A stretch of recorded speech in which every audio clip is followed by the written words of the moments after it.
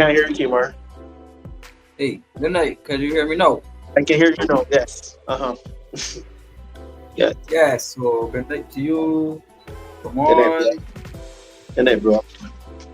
Good night to all of the alternative viewers. We are here yet another Thursday. We're going to take different and alternate route tonight. We're going to ask Ramon to, do the introduction and set the show on the road. As you know, usually we have the hot topics, and tonight is a very hot topic as Barbadians are set to be laid off. So I know many of you would want to be part of such discussion. So I am your usual host, but playing the role of co-host tonight.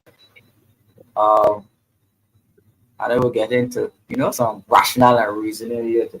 Yeah. Ramon, over to you. Lots to uncover. Lots to uncover. Good night, viewers, alternate viewers. Again, pleasure to be here. Pleasure to see all the viewers. I want to see all the comments. I want to see all the queries. And I can't wait again to tonight's show. Hot topic report from the IMF, latest report. Some changes coming. And we are going to have a sturdy, very, very, very, very in-depth conversation. A conversation is going to be a conversation. And that's what it will be, a conversation, not a lecture. So I want all your queries coming in as per usual, all your comments. We cannot wait.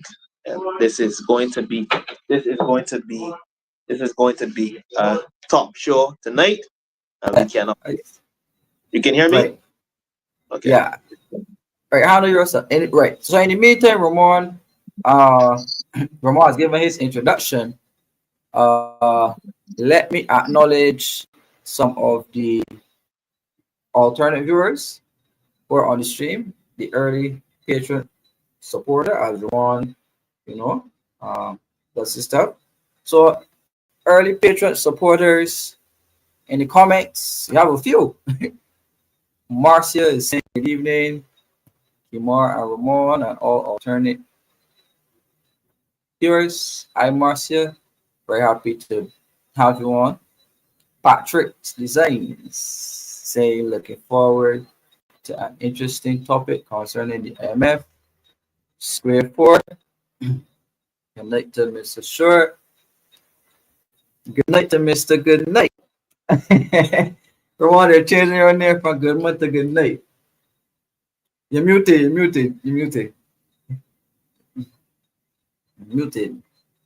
Yeah, they can call me what they like, but that's a problem, man. Our viewers love them, so that's all right. That's fine. All right, Square 4, bless and love. Yeah. You can go on and acknowledge the other viewers. All right, let me tell. Pleasure again. Always on lock, always locked in. Good night to you as well. He says, Lemuel says, good night, alternate viewers. Good night, bro. Good night. You got Sir Alfred Benjamin. Good evening, Kemar, Ramon, and viewers. Good night to you, sir. Mm-hmm. There is Lighty Vaughn. I hope I'm not butchering your name. Good night to Kemar, the panel, and viewers. Good night to you as well. Hey, good night to Clytie. Yes, good night to Clytie. Wendy Ford Griffith. Good night, all. Good night to you, Wendy. Good night to you. Romeo Hinkson. Good night, Kemar. Romeo Big Hill. Good night to you, Romeo. Paul Gibson. Good night, gentlemen. Good night, Paul. Nice to see you on the show. Empress J. Good night, gentlemen. Good night, Empress. Good night to you as well. Tim. I think this is Ward. Yes. Good night, everyone. Good night, Tim Ward. Yes. All right. So yes. Now that we acknowledge everyone on the live, We are up at 7:13 p.m. Right. Yeah, So you know, really to give the viewers, the full money's worth in terms of time. for sure. For sure. For sure. Let me dig deep into it. Yeah. So let's say good night to Melissa, our other co-host. Unfortunately, she not on tonight, so probably next week we have Melissa back in the hot seat here on Alternative Views. Yeah, man. So I got that beautiful face thing, man. Seeing a lot of men with beard and mustache and all that types of things. It's time to get that nice looking face, cute little face back in the crank, man, for sure. Yes. yeah, yeah. So good night to her, and yeah, good night to Marcia Weeks and the Marcia Weeks program. Yeah. So without further ado, Ramon, let's jump into this discussion this evening. Yeah, man. Yeah, man. Uh, this is a very timely discussion because just today I attended a forum jointly hosted by the Central Bank of Barbados and the Caribbean Economic Research Team, which involved all of the central banks from around the Caribbean. Really, we were privy to have a presentation done by Professor Jeffrey Sachs, a very noted American economist, and we were glad to have Mr. Sachs on presenting about what's happening or what could come out of the region. So before we move on to the before we move on to the IMF discussion, I just wanted to give you a brief synopsis of the notes that I took while listening to Professor Jeffrey Sachs. Uh, so the presentation obviously was made to local, regional, and international economists, financial experts, and other development experts. So I was there as the can't even find my thing, but I was there under the auspices of Stuart and Perkins Caribbean. Um, Being part of Stuart and Perkins, we do economic research, local, regional, and international, and we do have a working relationship to some extent with the central bank and other professionals who have an interest in economics and finance. So, Professor Jeffrey Sachs, so, what is he saying really actually about the Caribbean region?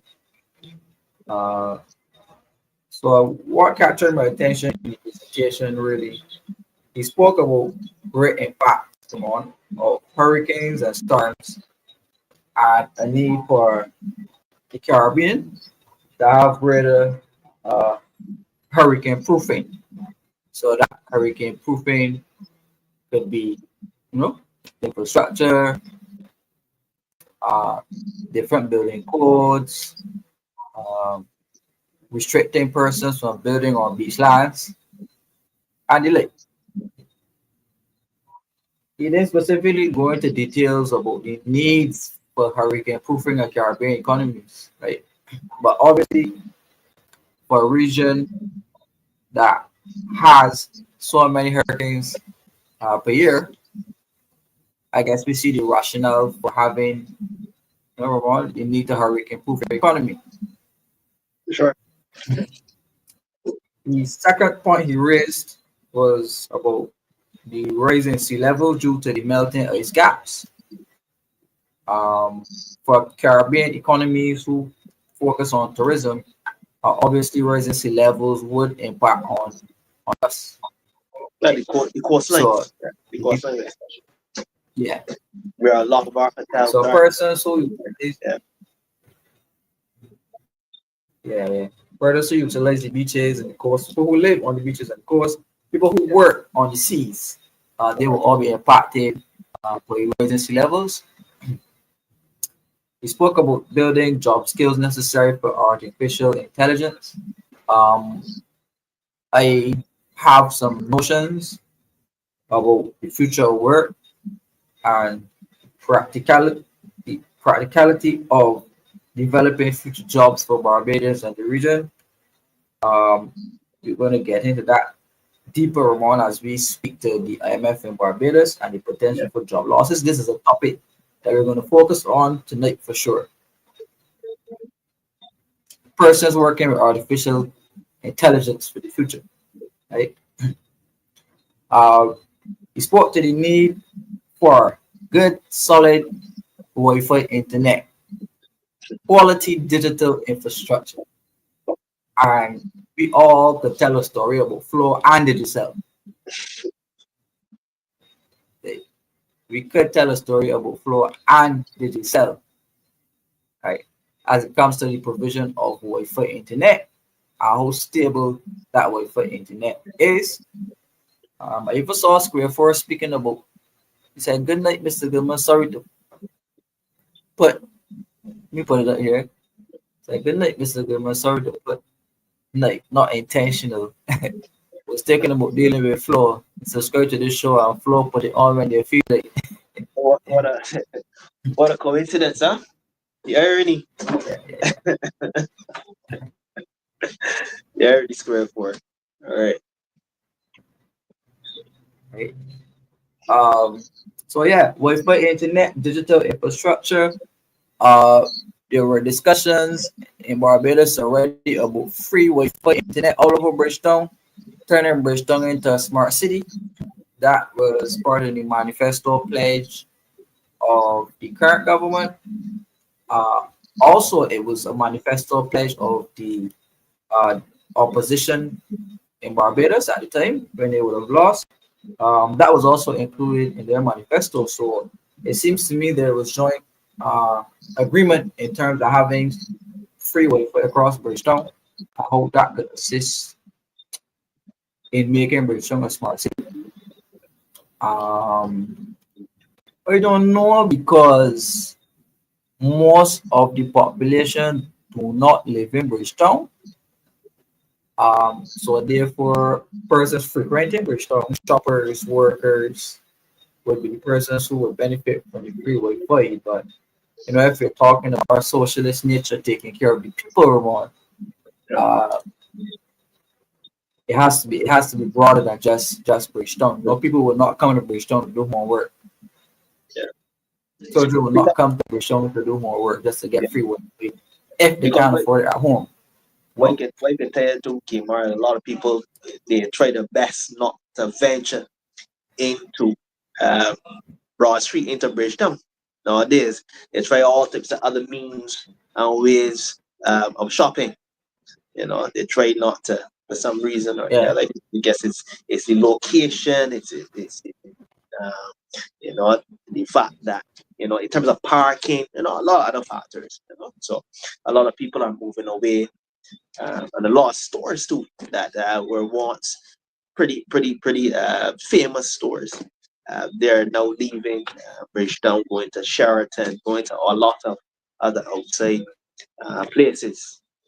As people are moving online shopping, a lot of factors. You can go ahead. mhm, yeah. Well, agreed. But with the development of the country, more and people becoming wealthier, and opting to move away from the city, and you're correct in identifying that. We had the emergence of outer cities, like mini cities, like Six Roads. Right? We had Warrens, Worries as well. Yeah. and right. So the development of inner cities like that, right? Because you would classify those to be inner cities. Um, People don't have a reason to come into Central Bridgetown when everything they could be had, and everything they need and want could be had where they live. So there is no need. Yeah. Right? Uh, yeah. So he also spoke to Barbados's influence on the international economic platforms. in terms of having access to lower cost, high quality financing. He spoke to systemic coverage. You may like this one, the systemic coverage of insurance. And then he spoke to the Caribbean needing a new tax arrangement with the United States, where Barbadians who live abroad should pay a portion of their income made in the United States and other countries back to Barbados. And we call it a hybrid tax system. Interesting. Professor Sachs that the United States has it in place already for their global workers. He was in Spain at the time of giving the lecture, and he said that part of his income earned in other places, he has to pay income tax in America as well. Right? I know we talk a lot about the diaspora, and I know we benefit a lot from the diaspora in terms of investment and advice and other stuff. But part of the requirements for persons living in the diaspora, those persons who I chat with, and those persons who are on Marcy Weeks, and even on alternate fuels, Sheepdog, Sir Alfred, Tyrone Nurse, and all of our international supporters, they speak about having voters' rights in Barbados, although being based overseas, right?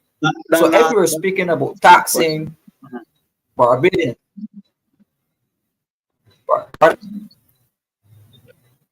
no, I was asking in terms I of didn't hear you, Ramon, sorry. no, I strongly believe that would help our remittances. That is correct, right? I would assume. Yes, that is the point that Professor Sachs made, definitely. that it would definitely increase remittances and fill government coffers. And he gave a percentage, I think it was between 26%, around 26% of Barbadians now live overseas, in between the US and United Kingdom and Britain. So if he's saying that if you charge those persons a portion of their income tax and relate back to Barbados, it will definitely boost Barbados in a serious way. Okay.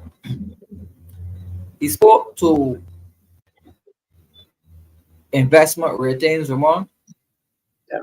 So Fitch, Standard and Poor's, and the other rating agencies. Barbados had an endorsement with Fitch recently.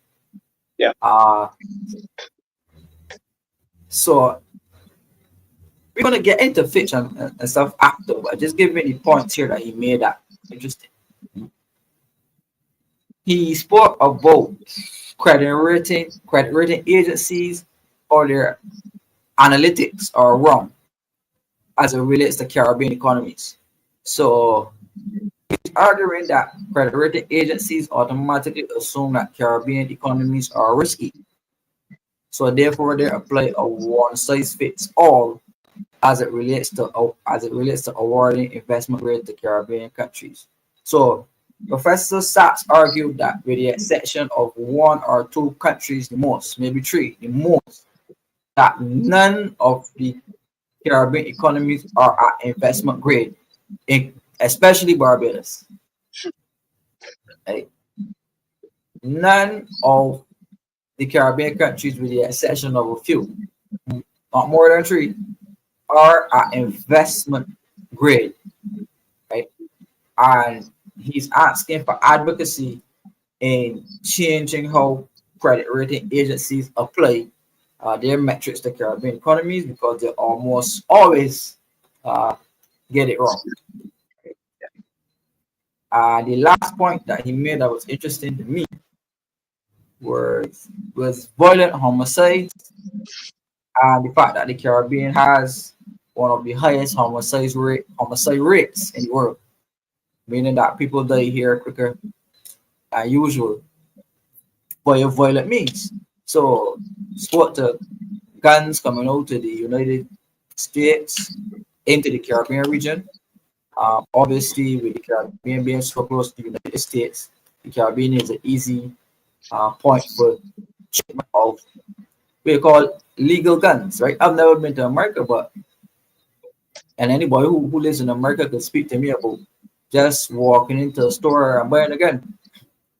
Right? So the easily available access to firearms in the United States, the officials are calling it as a problem and saying that the Caribbean region has to find a way to decrease violent crime and violent murder.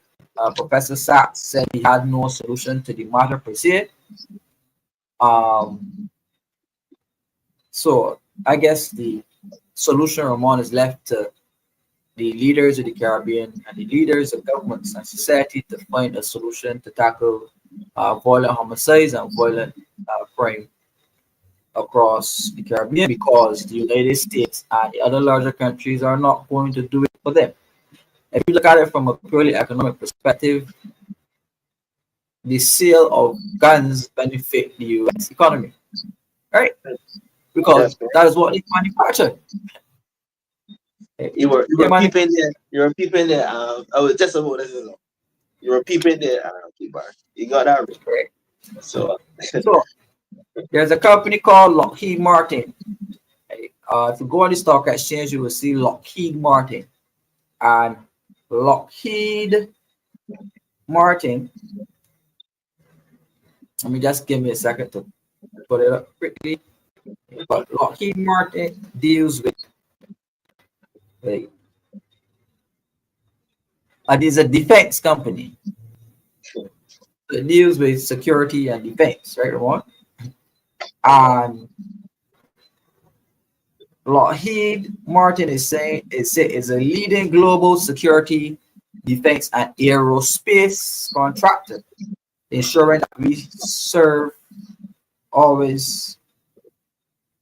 those we serve, always stay ahead and ready. Right? So Lockheed Martin provides military support, security, industrial technology. Right? So, for example, Ramon, if there's chatter, if there's chatter in the political space, about going to war, Ramon, obviously the stock market is going to jump in favor of Lockheed Martin. yeah, In that, Lockheed Martin provides these security services and advice. Obviously, they are a war company, right? And that is the business that they are into, and therefore the stock markets will jump anytime you hear the talk about war and providing more arms to the wider world, right? So I just had to go down this line more because Barbados is suffering with a problem of the emergence of guns in its society. yeah. We have But 47 murders now. I didn't speak. 47. yeah, Yeah. right. But the way we view guns, Ramon, is not the way that Americans view guns or Americans view guns. Like you see, when you have a cell phone and a wallet, and you have other essential items that you carry, not every American, but almost the average American believes that a firearm is a necessity, right? Call it But the right to any bear arms. the right to bear arms, Yeah, the right. which is ingrained in your constitution, Exactly. right? Ingrained in their constitution.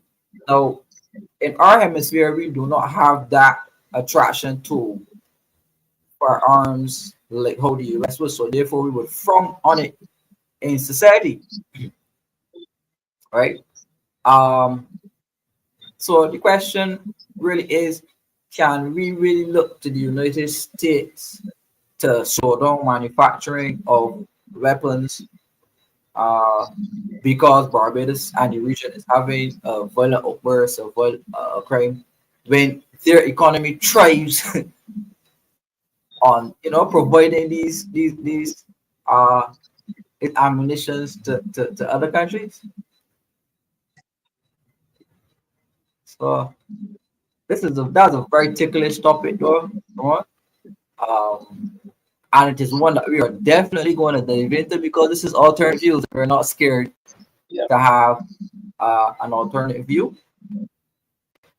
So Square 4 was asking for some content of Professor Sachs. I didn't intend to show any per se because the video was hour long and I didn't have time to necessarily set it for the show Square 4. So my apologies. But we might not be able to have Professor Sachs for a long, lengthy time because we really want to get into this discussion, Ramon, Right. on the MF.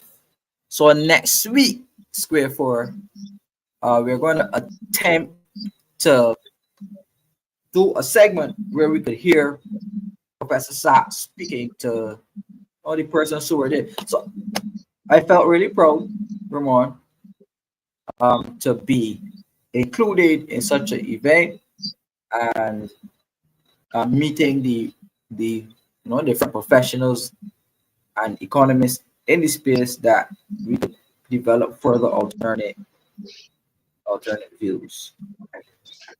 No,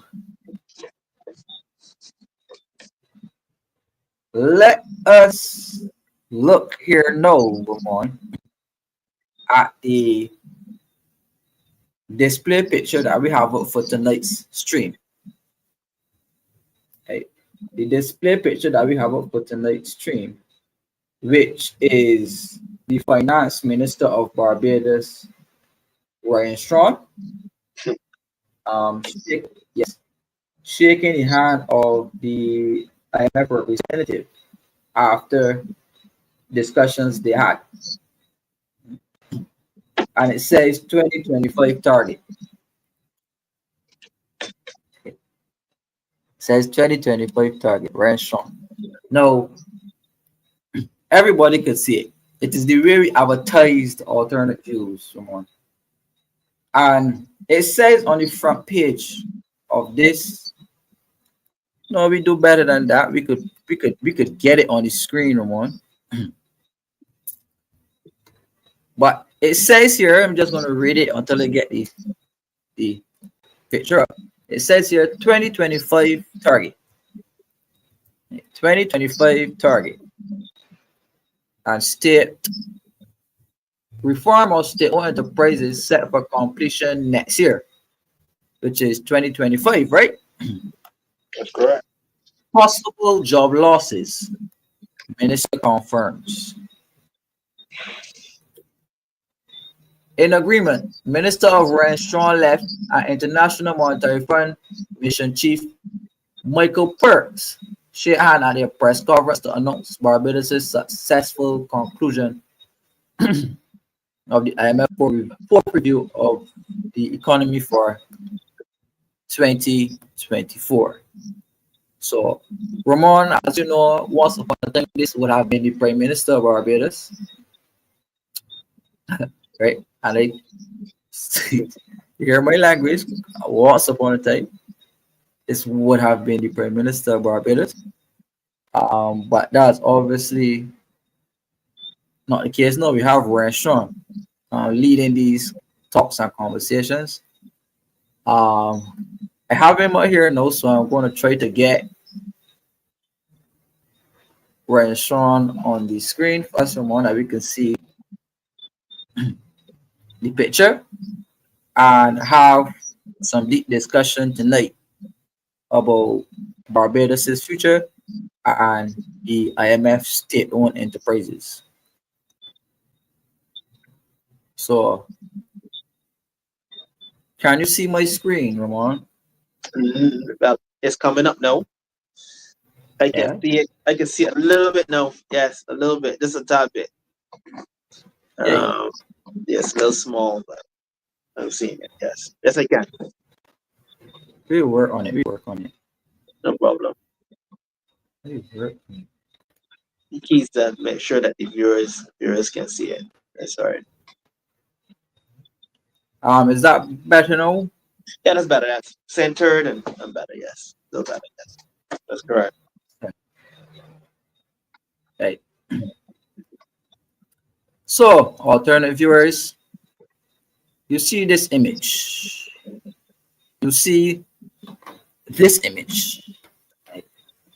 Ramon, what does this image and the rhetoric of the image say to you as a Barbadian? Well, says to me that the deal has already been done. The deal has been, everything has been agreed. They're shaking hands on a particular deal, and it seems to me, based on the topic and everything, that for sure there are going to be layoffs in 2025, 24, about 2025. I would say 2025, right? Some serious reform, which would mean obviously a lot of white moves once again in 2025. It's already very, very, very difficult in 2024, and it's going to be even more challenging for some families in 2025. And the deal, shaking hands on the deal has already been done. That is what this picture shows me. And I'm sure it is showing a lot of the viewers that same thing as well, what I just communicated. Right. Well, as you said, the deal has already been signed. Now, I want to remind Barbadians that this country was taken to the IMF. This is the third occasion now. So we had an IMF program under former Prime Minister Tom Adams. We had an IMF program under former Prime Minister Erskine Sandiford. And now we have an IMF program under Prime Minister Morley. Well, two IMF programs, sorry, under Prime Minister Morley. So we had the Barbados Economic and Recovery Transformation Plan. That's BERT 1. This occurred, Ramon, in 2018. The second IMF program, Ramon, was signed on December 7th, 2022. I mentioned this Sunday in a public forum, but for whatever reasons, the content of the presentation, where I spoke extensively to these IMF programs, are not available, so we're going to repeat it here on Alternate Views. That second IMF program, as we said, Ramon, was signed on December 7th, 2022. And December 7th is my birthday.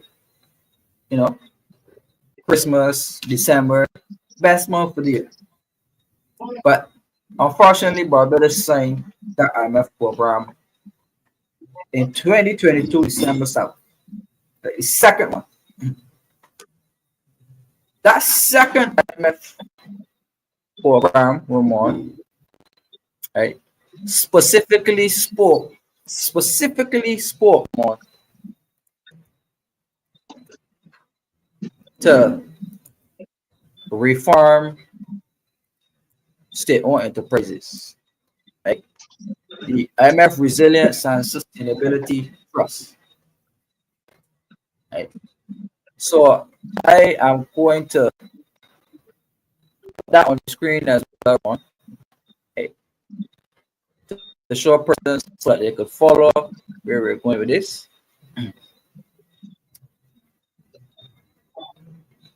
December, have it here.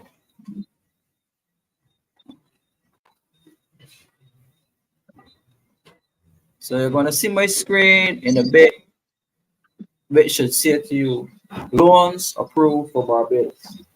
Just let me know if you're seeing that, Ramon. I've seen a bit. Yes, that's correct.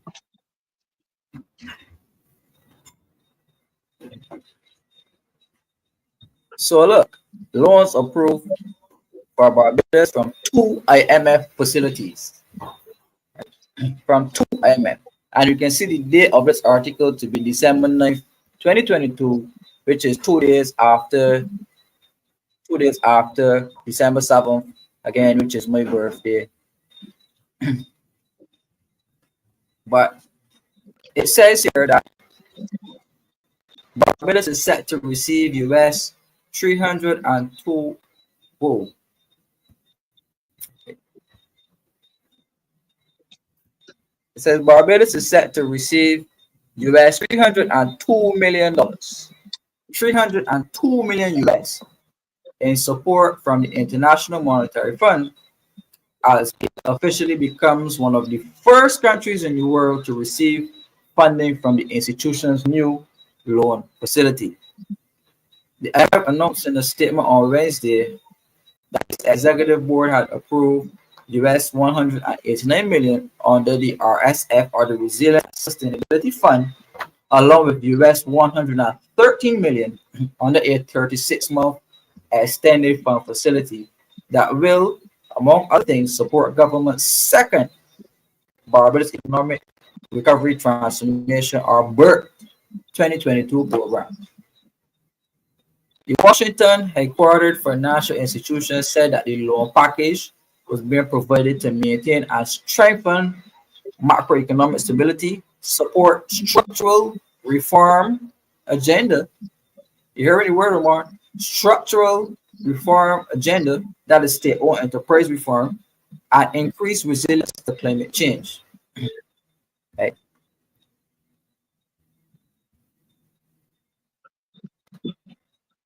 IMF, in his IMF statement, Deputy Managing Director and Acting Chair of the IMF Board said that the loan under the RSF will provide financing to support the country's climate change adaptation and mitigation efforts and support Barbados' ambitious goal of transitioning into a fully renewable-based economy by 2030.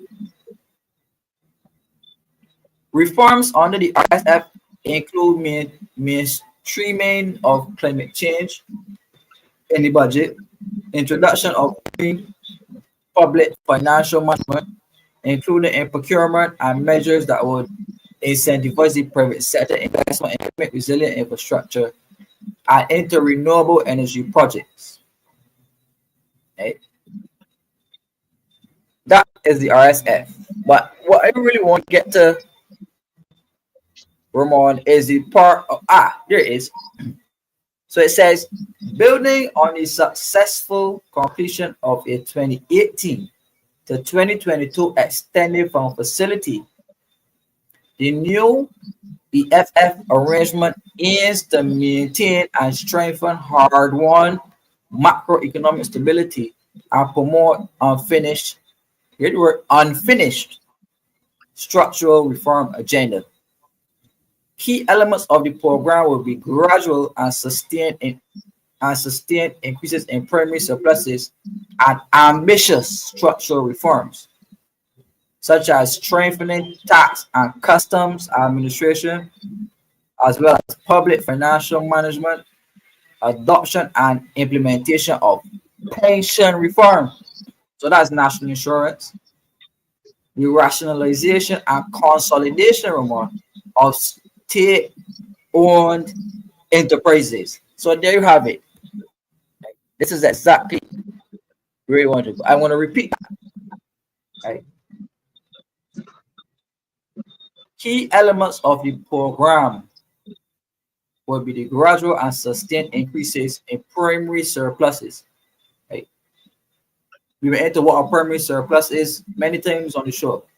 What government makes minus what is spent. Primary surplus. Right? So the government has to be making more money constantly every year, Ramon. You have to make more and more money and spend less, which means spending cuts, right? So when we jump back down here, it says that one of the key elements of the program will be the rationalization and consolidation of state-owned enterprises. Right? Ramon, you're a very smart guy. You know what rationing means, and you know what consolidation means. Yeah. We know what is in the works in a serious way. The book was written a long time ago, and I heard the word gradual, but it is a situation where we are going to see the full thing in 2025. anymore in a serious way. And a lot of people probably are anxious. I see a group of people. They were not, but pleading and begging the government, about these job cuts and so forth. So everybody is anxious, waiting to see what will happen in 2025. People with mortgages, people with car loans. So this is a very interesting territory in which we will venture um, between this year and obviously next year as well. And they mentioned macroeconomics, but I've not seen anything about microeconomics in this. The businessman, the small businessman, what's in it for them? What's in it for the people? And again, we can go on and go on, but it's all about the people, in my opinion. However, the government has, I guess, bigger fish to fry, bigger things to think about. But microeconomics, I think, is very important as well. That's my take on it. Well, Ramon, I want to share a point with the viewers. But see how I'm all dressed in my suit tonight. I see how I have my book here that I'm going to church, like the Bible. Right? Alternate views, the book. Alternate views, the book. And Ramon, we want to quote something from alternate views tonight, right? A prediction, an economic prediction that was made in alternate views. Ramon.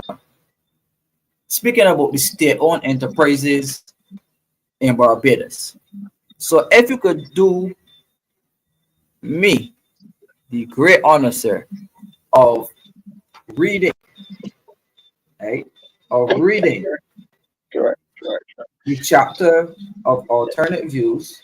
And Yeah, for those persons who are on the live who have a copy of alternate views, right? Who have a copy of alternate views, we are at page 137.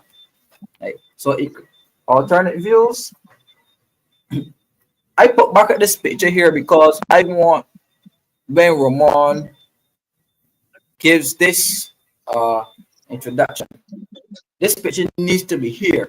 And Ramon, I want you to echo your voice on chapter 10 of alternate views as we spoke in the book about state-owned enterprises. man.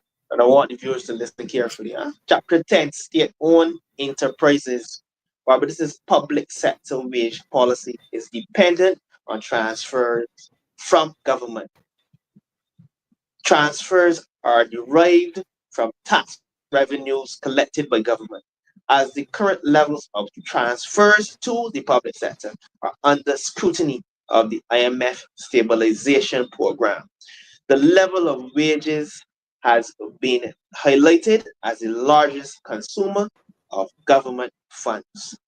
As would be expected, the IMF has recommended to the government of Barbados to reduce the high wage bill.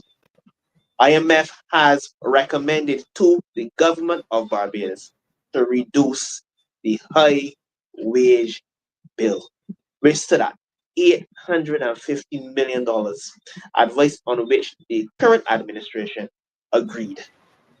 There is a consensus that the public sector of Barbados Say that part, repeat that part one more time. As would be.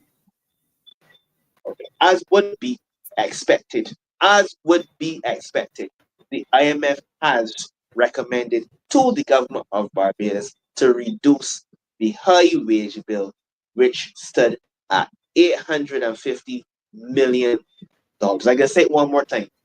As would be expected, the IMF has recommended to the government of Barbados to reduce the high wage bill, which stood at $850 million, advice on which the current administration agreed. Advice on which the current administration agreed.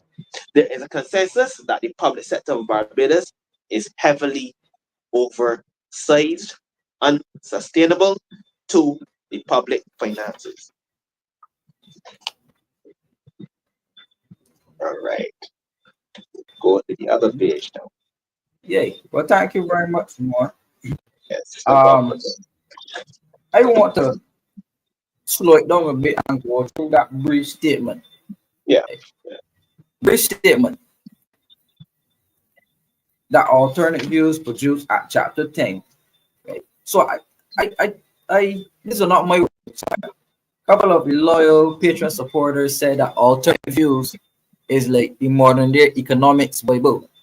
Right? It is the life path and guide to understanding everything currently about the Barbados economy and its relationship with the International Monetary Fund as is. Now, this book was published just after the general election in 2022, and it was the extensive coverage of research and analysis related to the Barbadian economy between 2018 and 2021, right?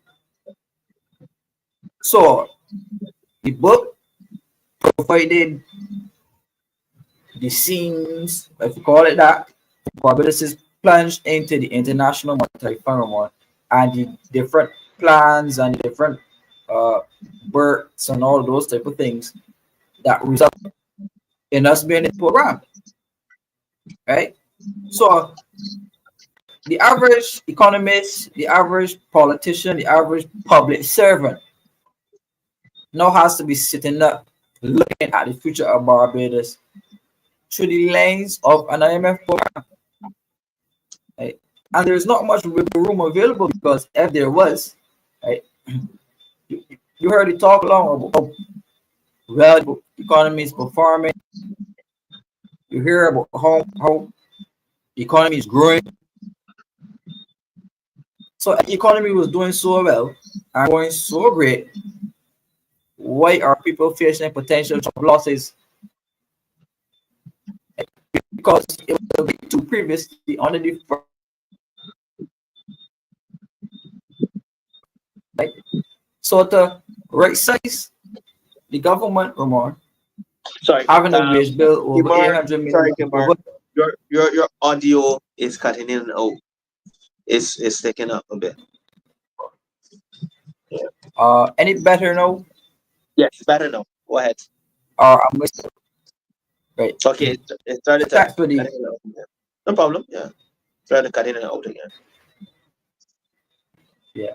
Well, before you know, we're talking serious things here. Okay. Yeah. Yeah. You know, Yeah. they will be looking to cut you off. Yeah. Not saying anything wrong, but you know, I usually have challenges being able to Yeah. speak about this. They all like to cut me off. They all like to cut me off and cut me out. Literally. So let us fight through it. So as was pronounced by an alternative views that Barbados' public sector wage bill,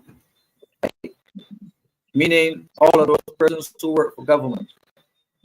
So you know on the campaign, Ramon, political parties come around. BLP, DLP, UPP, Solutions Barbados,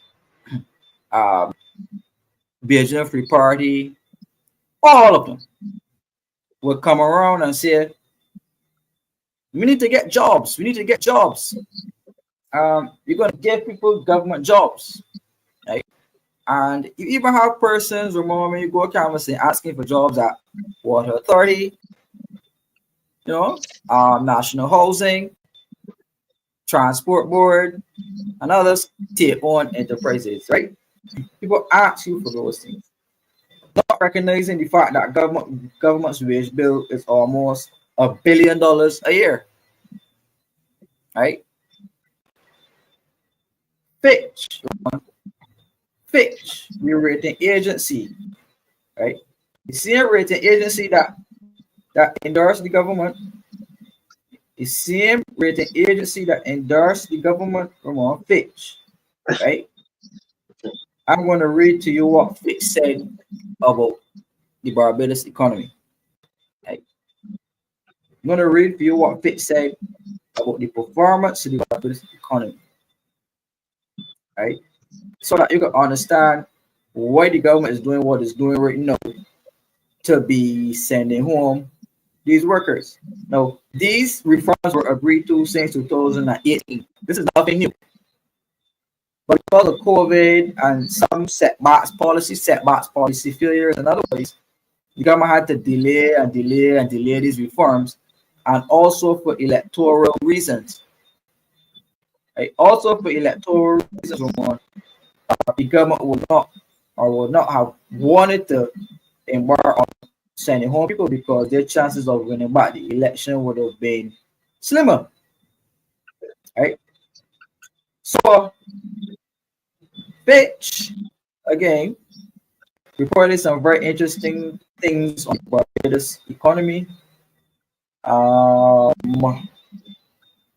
Wait, Yeah. Kemar, before you continue, right? I hope you got your Bible on the table there so that you can preach. I want you to preach to the viewers now, Kemar. I want you to preach to the viewers now.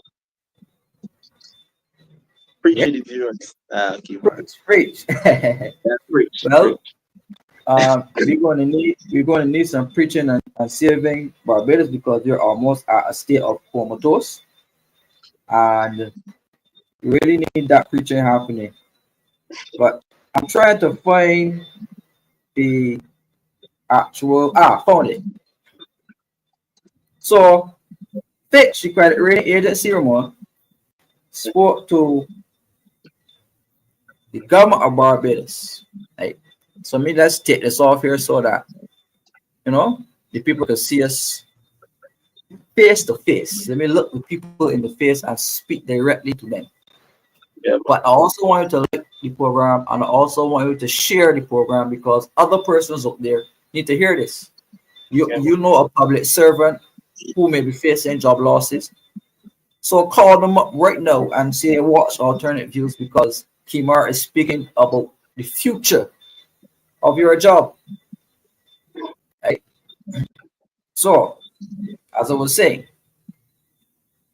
meeting IMF targets, Ramon, right? These quantitative targets, these numerical targets, right? In the IMF program assist to balance the books, really and truly, right? So they look good on paper, right? On paper, but the societal loss, right? And the way society deteriorates when you balance the economic books, especially for a society from an economy.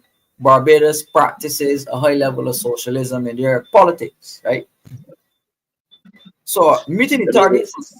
It's so good to talk stats and look good on paper, right? But my thing is always the human being, the human, the effect that, that how certain things will affect the actual human being. That is extremely important. Yeah. So it is standard to meet the targets, right? Because if you don't meet the targets, you're not going to get any more money from the IMF. So the government of Barbados wanted more money from the IMF because we are still banned from international credit markets. The government does not want to raise the taxation to look bad. So to get further money from the IMF, they have to meet the targets and do the specifications attached to the targets, right? The conditions. So based on that premise, Fitch indicated that the Barbados economy has little to no elbow room should any major disruptions occur within our economic space. So despite Barbados achieving the primary surplus target agreed to under the IMF plan Ramon, Fitch indicated that the distribution of taxes collected by the government of Barbados were led by a 12.7% increase in personal income taxes. Like personal income taxes, not corporation tax or not sewage tax, right? Personal income tax, right, Ramon? That's what Fitch said about Barbados. Yeah. Fitch also said that a 7.1% increase in VAT collected also drove the tax distribution collected across our country, and a 6.4% increase in import and customs duties. Right? Fitch went on to argue that the brunt of government's expenses, the things government spending money on, right? The cuts within government's expenses were led by a 22% cut in overall capital expenditure. So capital expenditure, Ramon, is projects, new projects. So building schools, building hotels, building roads, the things that we put political parties in power to do, basically, right? You had a drastic 22% cut overall in those expenses. So when persons ask you, well, we borrowed all this money, but where we I can't see where the money is going infrastructurally. That's because the money is not really going anywhere. There was a 22% cut over across the board on capital expenditure, which means that the government is not leading development, Ramon, as it relates to, as you know, when you have projects, you have jobs, right? The workers in the economy build these infrastructure projects, right? What has been happening in Barbados is that to cut the costs on all of these projects, the government has been importing foreign labor and foreign capital to carry out a lot of their modern capital works projects. So they've been bringing the Chinese, they bring Chinese capital and Chinese labor. They're bringing in Jamaican capital and Jamaican labor, right? Trinidadian capital and Trinidadian labor has been here for some time, since the Onafa administration in a big way, where we had answer, I think the bidding war between Answer, McCalla, and Massey. We had the selling off of the Barbados Shipping and Trading. We had the selling off of the Barbados National Bank. And Trinidad, took up a lot of those investment opportunities in Barbados. And they usually send labor along with their capital as well. And as of late, we're seeing now the Guyanese are coming in terms of labor and capital now due to their newfound wealth. Right? So a lot of Barbadians are not getting or gaining anywhere from the capital works projects that are being deployed because they are not really and truly government led. Right? The government is involved, but they're not government led because the government had a massive 22% cut across capital expenditure. Right? So that's the reason basically you're not seeing any new developments happening across Barbados. That's basically why projects like the Hope Project and other housing projects continue to be comatose and failures.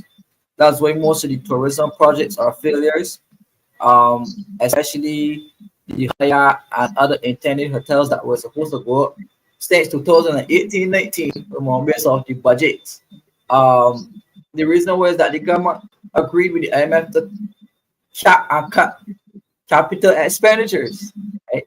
That would allow for the private sector to jump in the space and fill the void that the government left because of the restrictions of the IMF program. So the government is pulling back, pulling itself up the space to allow the private sector to go in and take that slack. But it is not the Barbadian private sector that's taking up the slack. Right? So now the question will be asked, right? And I'm sure the viewers want to know who is running the actual facilities, who's running Barbados, who's running government, the government or the IMF? That's the question. Well, some will argue that the government has the end all be all say, but who pays the piper calls the tune? So that's the question. I'm sure the viewers are gonna ask that question as well too. And I'm telling you, if you're gonna feel pretty strongly about it as well. Who's running the affairs of Barbados, because we understand the numbers and so forth, but in terms of that human touch, in terms of how it's impacting the normal human being, is significant in a very negative way. So, that's the question that needs to be asked, and to be answered. But by the end of this discussion, we could have an answer to that. Yeah. It seems as though you were at my presentation on Sunday, because I asked that same question at least 3 times to the audience. Who is really running the economic and political affairs of Barbados? I was probably peeping. Yeah. Peeping. Yeah. So again, we're going back to the fact of that cut, and hence why we're not seeing a lot of projects going up in Barbados that are government led. Right now, on the other hand, Ramon, there is something called recurrent expenditure. Right, these are things that will happen regardless. Once you're in business, you have recurrent expenditures. So recurrent expenditures are wages and salaries, electricity bills, stuff like that, pension, and things like that. So what is very interesting on is that there was only a 0.2 decrease in recurrent expenses of the government, meaning that the cost of running the overall government is still absurdly high. Right? So although you cut projects and cut capital expenditure, the government still has to function any and every day. Right? And the cost of running the government is still very, very, very expensive. Right? Take for example, under from the short administration, both the Minister of Finance and the Prime Minister at that time were indicating that they had to print money via the central bank to be able to pay wages and salaries, because they did not want to send home government workers. Right? So they are printing the money to keep the government workers employed. What's interesting is that Barbados borrowed a lot of money, right? But realistically, we still do a lot of deficit financing, right? Which means we finance up to a point with taxation, our earnings, and we borrow the rest. And that borrowing has to include the payment of wages and salaries. No, there was not much cutting of recurrent expenditure as reported by Fitch happening in Barbados. Not much of that. So that means that there has not been many job losses over the last couple of years. Notwithstanding, in 2018, there were at least 1,200 persons sent home under the first IMF program. Right? 2024, as Fitch reported, there has not been a lot of cutting as it relates to the cost of government coming down. Right? So 0.2%, that's very minuscule amount of cutting. Right? So I argued here now that based on Fitch projections, Ramon, it is fair to assume that as the agreed reforms in the BERT and IMF program proceed, I would have written this response to Fitch when they presented their analysis on the Barbados economy. So this report I'm giving you was written way before what Sean and the IMF are saying. Right? Based on Fitch projections, I argue that deep cuts to the recurrent expenditure of government may follow soon. And the major recurrent expense for Barbados are wages and salaries, transfers to state-owned enterprises, and provision of goods and services to the public. Those 3 areas are the biggest set of expenses for the government of Barbados. I'm going to repeat them. It leaks into the human side, for sure. Leaks into the human side like no other point. I can tell you that. So the major recurrent expenses for government, chronic expenses, meaning they have to look for this money every year regardless, wages and salaries, the provision of goods and services, and transfers to state-owned enterprises. So the money that government has to allocate to water authority, the money that government has to allocate to the QH, the money that government has to allocate to MTW and the rural works, transfers to SOEs. Right? And most of those transfers are then deducted in wages and salaries. So just to bring you back up again, Ramon, to show the alternate viewers in terms of staying on our train of thought. Could you see why this image right here, number one, becomes outstanding? So you said in your speak, Ramon, that the government's wage bill. I remember alternate views was printed, or the analysis was done between 2018 and 2021. And at that time, the wage bill was $850 million. This is of the rationale we provided so far, Ramon. Do you see why this rhetoric here could be printed in front of the newspaper? Reforms to SOEs, set for competition next year, and possible job losses? That is horrible. That is horrible. I see here possible privatization of government institutions. They got Barbados Water Authority, Sanitation Service Authority, which employs lots of people, a plethora of people, transport board, sugar industry, MTW, roadworks. Oh boy, this is going to be a challenge going forward. I hope it doesn't come to light. To be honest with you, but like that has come to light. But I hope it is something that doesn't happen in the future. I'm hoping, in a serious way. They're shaking hands. Shaking hands. So definitely, so assertively, Kemar, so assertively. Well, I'm not. I'm sure that the people in Croatia East Central will not be too pleased with restaurant. Uh, but again, I want to remind you all the importance of this information, and I really need everybody to at least send this to one person, at least like and send to at least one person, because this information is vital to the people in understanding what is happening economically. Right. So, government's wage bill between 2018 and 2021, $850 million roughly.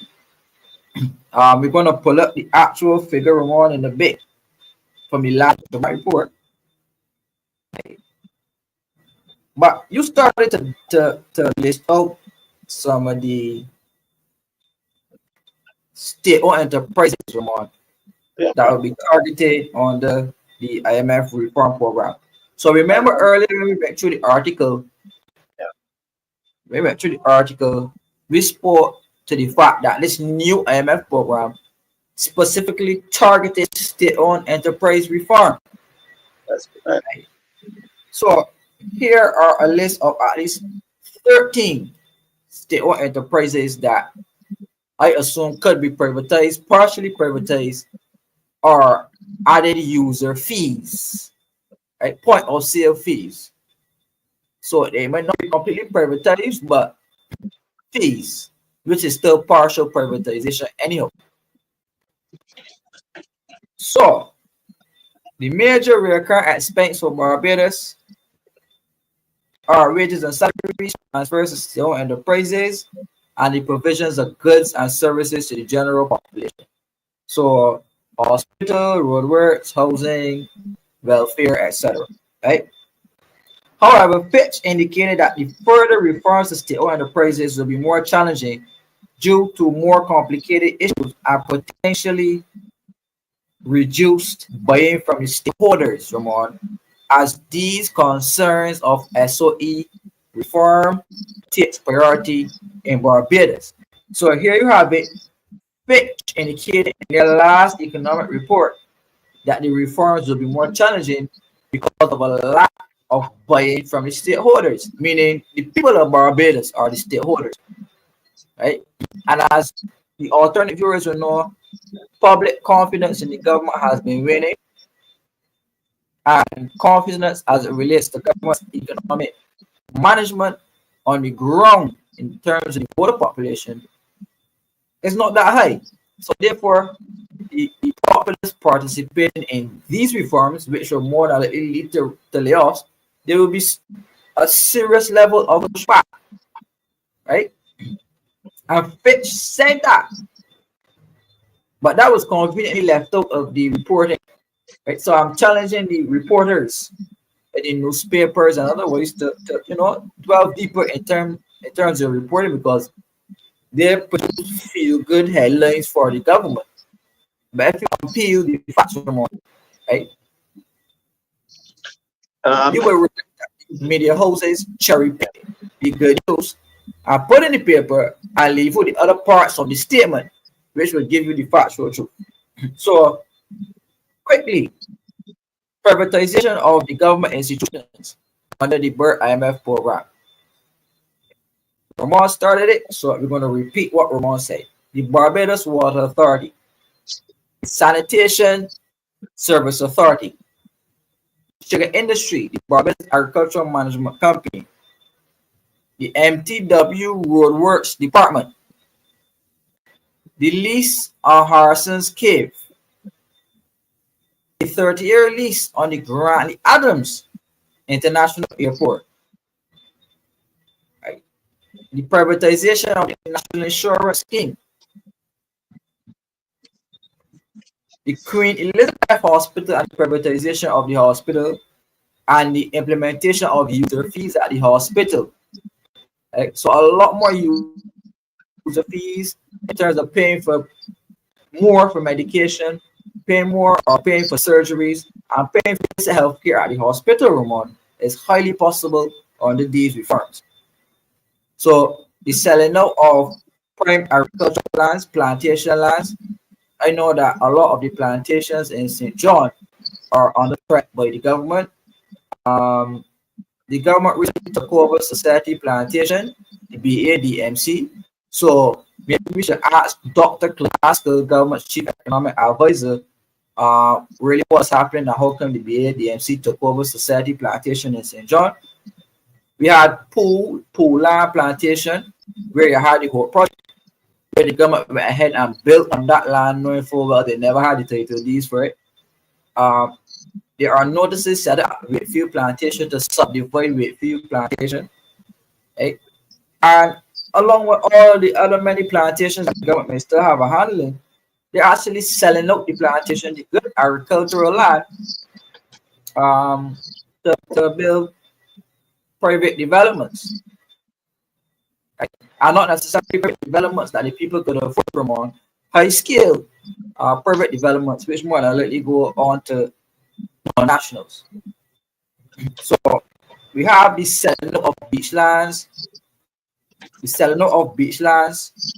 that are owned by the government, and even if the government does not own them, we have the government seeking to use compulsory acquisition, and what they did with Miss Ramon. So compulsory acquisition or eminent domain, when the government decides to take up somebody's property for development purposes or public use or public good, take it out for public good. So the Ministry of Housing and Lands, under this current administration, the Minister of Housing I think was George King.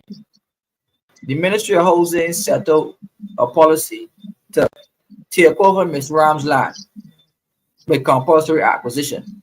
Again, beside property, a private piece of land was taken over by government and handed over to a private developer, Ramon. So normally, under normal circumstances, any real estate transaction, if you want to buy a piece of land, as an investor, you would go directly to the owner and buy from them, right? That's Right? right. Yeah. But no, what we're seeing developing in Barbados is that if you want a nice piece of beach land, just tell the government, and the government will come in and snatch it up and give it to you as a private developer. Right? So those type of practices where the government uses force to take over these type of beachside properties to sell for more private profit oriented scenarios, we see these type of actions on the structural adjustment programs. We're also seeing, Ramon, if you go down inside again, the selling out of government state assets on the beach lands. So government headquarters that is right there by Bay Street, there are intentions to sell government headquarters, right? We moved the workers out to the Treasury building in Bridgetown. And now we're seeking to put residents or people in the Treasury building in Bridgetown. The Civic Center Hotel, the government is selling now to investors for whatever reasons.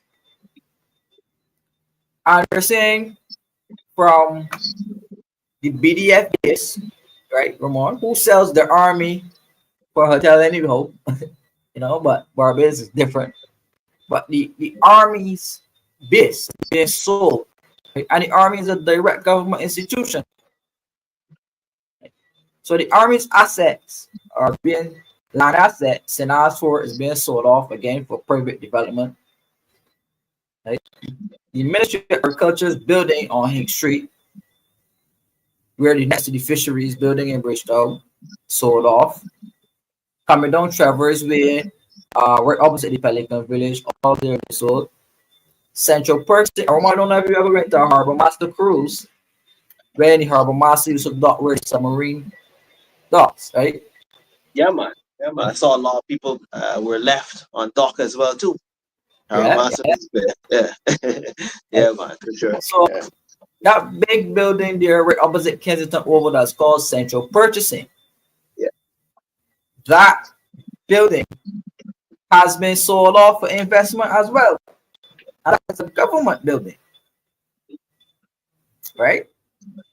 So we're seeing the selling off again of government assets, which are on prime real estate, according to,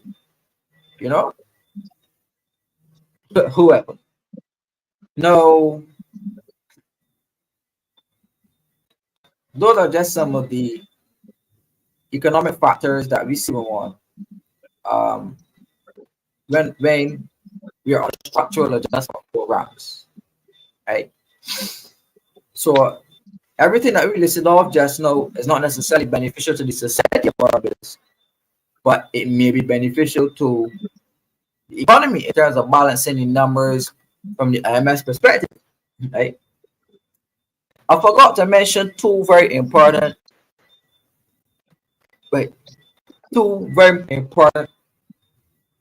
entities, right, which are the National Housing Corporation and the National Conservation Commission, the NCC. Right? So we've seen the partial privatization of housing already, Ramon, with the establishment of Ho Inc., which is a new enterprise intended to build houses. Now, you have urban and rural development. Urban and rural development are set to be merged because urban and rural development do some of the same things that national housing do. Right? So part of the IMF program, urban and rural development is going to be merged under one umbrella. Right? So a lot of these changes are not necessarily going to come immediately. And a lot of these changes are going to come in December because we're almost at the end of the year. But right, Ramon? That's correct. The end of the financial year comes in March, and the budget is usually presented in March. So Barbadians need to look forward to the budget next year as the budget next year is going to be a very painful budget because these state-owned enterprises are going to be tackled through the entire year next year, right? And reforms implemented. No, there's also the possibility, right, Ramon, of increased taxation in the following year if the government is not successful in reducing the expenditures because of pushback.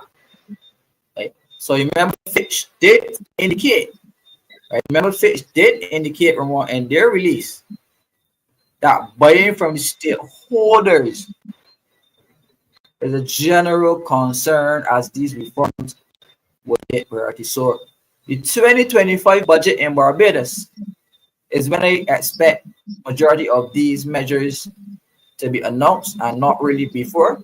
Uh, and just to repeat myself one more time, we're almost at the end of the year and we're almost at Christmas. So I don't expect the government will do anything between now and Christmas.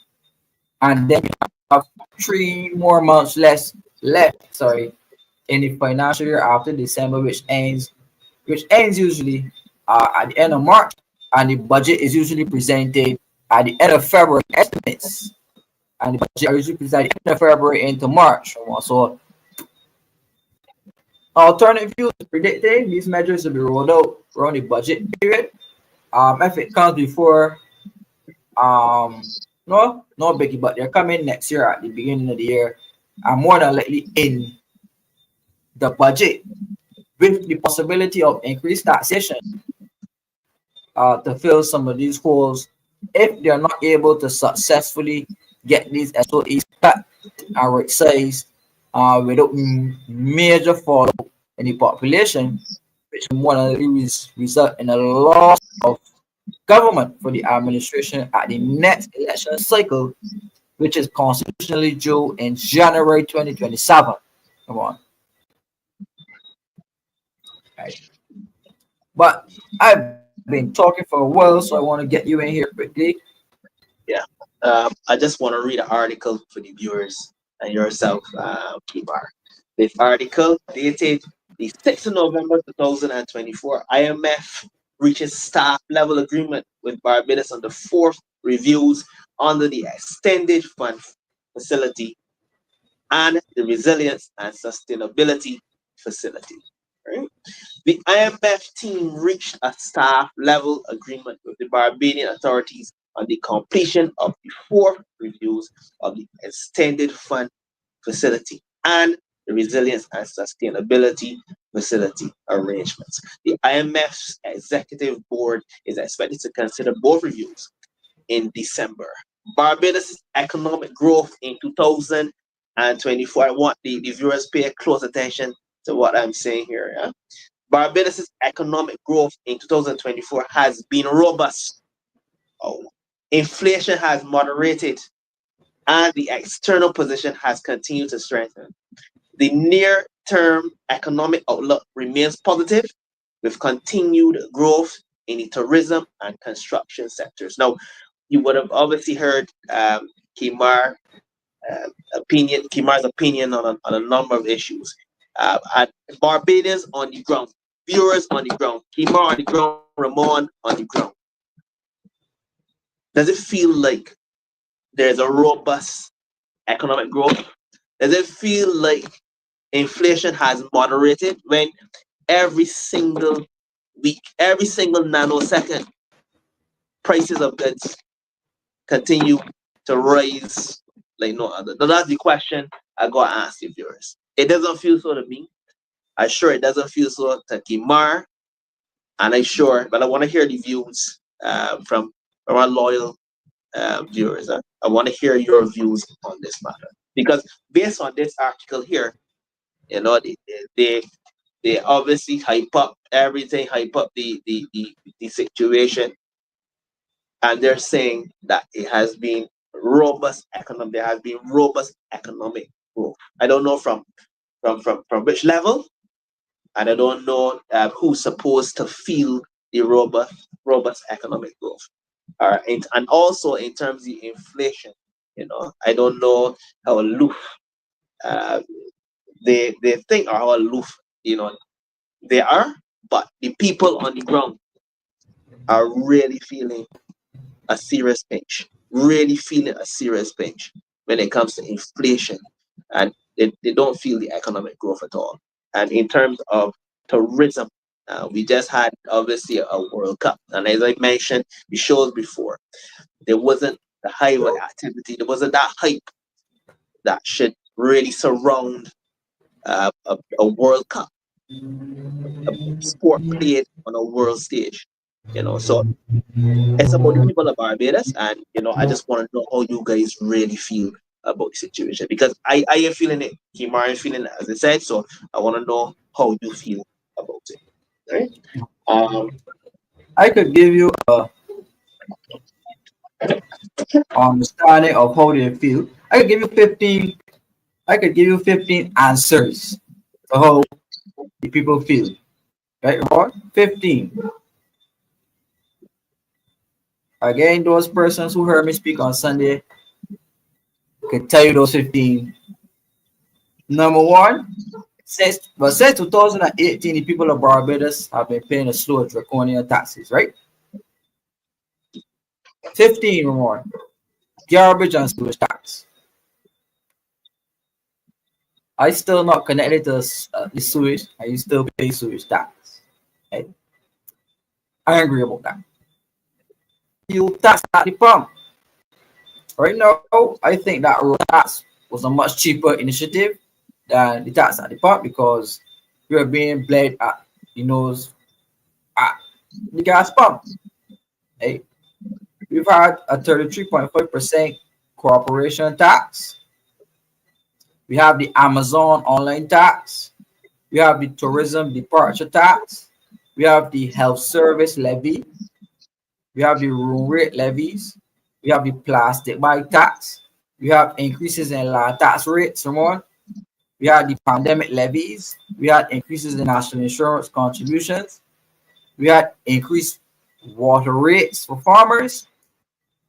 And we have an increase in the commercial natural gas rates. We had an increase in excise tax on sweetened beverages from 10 to 20%. And we had increased fees on car rental companies. So those are 15 ways the people of Barbados feel about the government. And every time you go down, I could tell the people of Barbados are not pleased about these new additional taxes now at the rate that we're being charged at. Let us critique these taxes quickly. The garbage and sewage tax, $1.50, Ramon. Like $1.50. We pay in garbage and sewage tax every day. Dr. Clay Maskell, Dr. Clay Maskell, when he was debating with me on brass tax, right? I'm sorry I can't even find this video right now. Said, Ramon, that government of Barbados makes $80 million a month, roughly. Right? $80 million a month, roughly, from garbage and sewage tax. Dr. Clay Maskell, right? And I want to find that clip, Ramon, because I don't want persons to think that I'm exaggerating. Did you ever hear the clip of Dr. Clay Maskell on radio, Ramon, speaking to that $80 million a month? No, I don't believe so. Well, I want to get that video here for you, Ramon.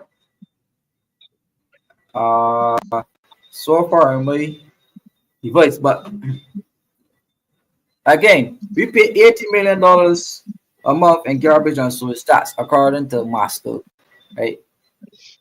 Look at the garbage wars that we're experiencing across this country.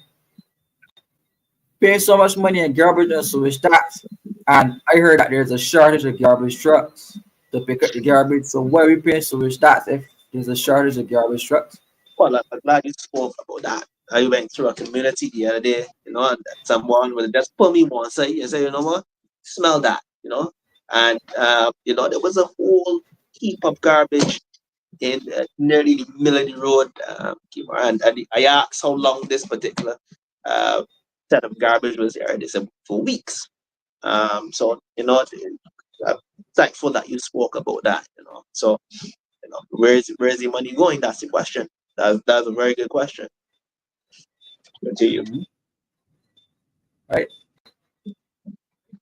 Now all these funds are available. I have before me the data going back to from the inception of the garbage and sewage tax itself. Right. Mr. Master, this can be domestic. Do you know how much domestic connections there in Barbados? Water connection. I can't know all that information off the top of my head, but I don't work at the water authority. But I can get by. I'm not going to keep all that. The amount of things.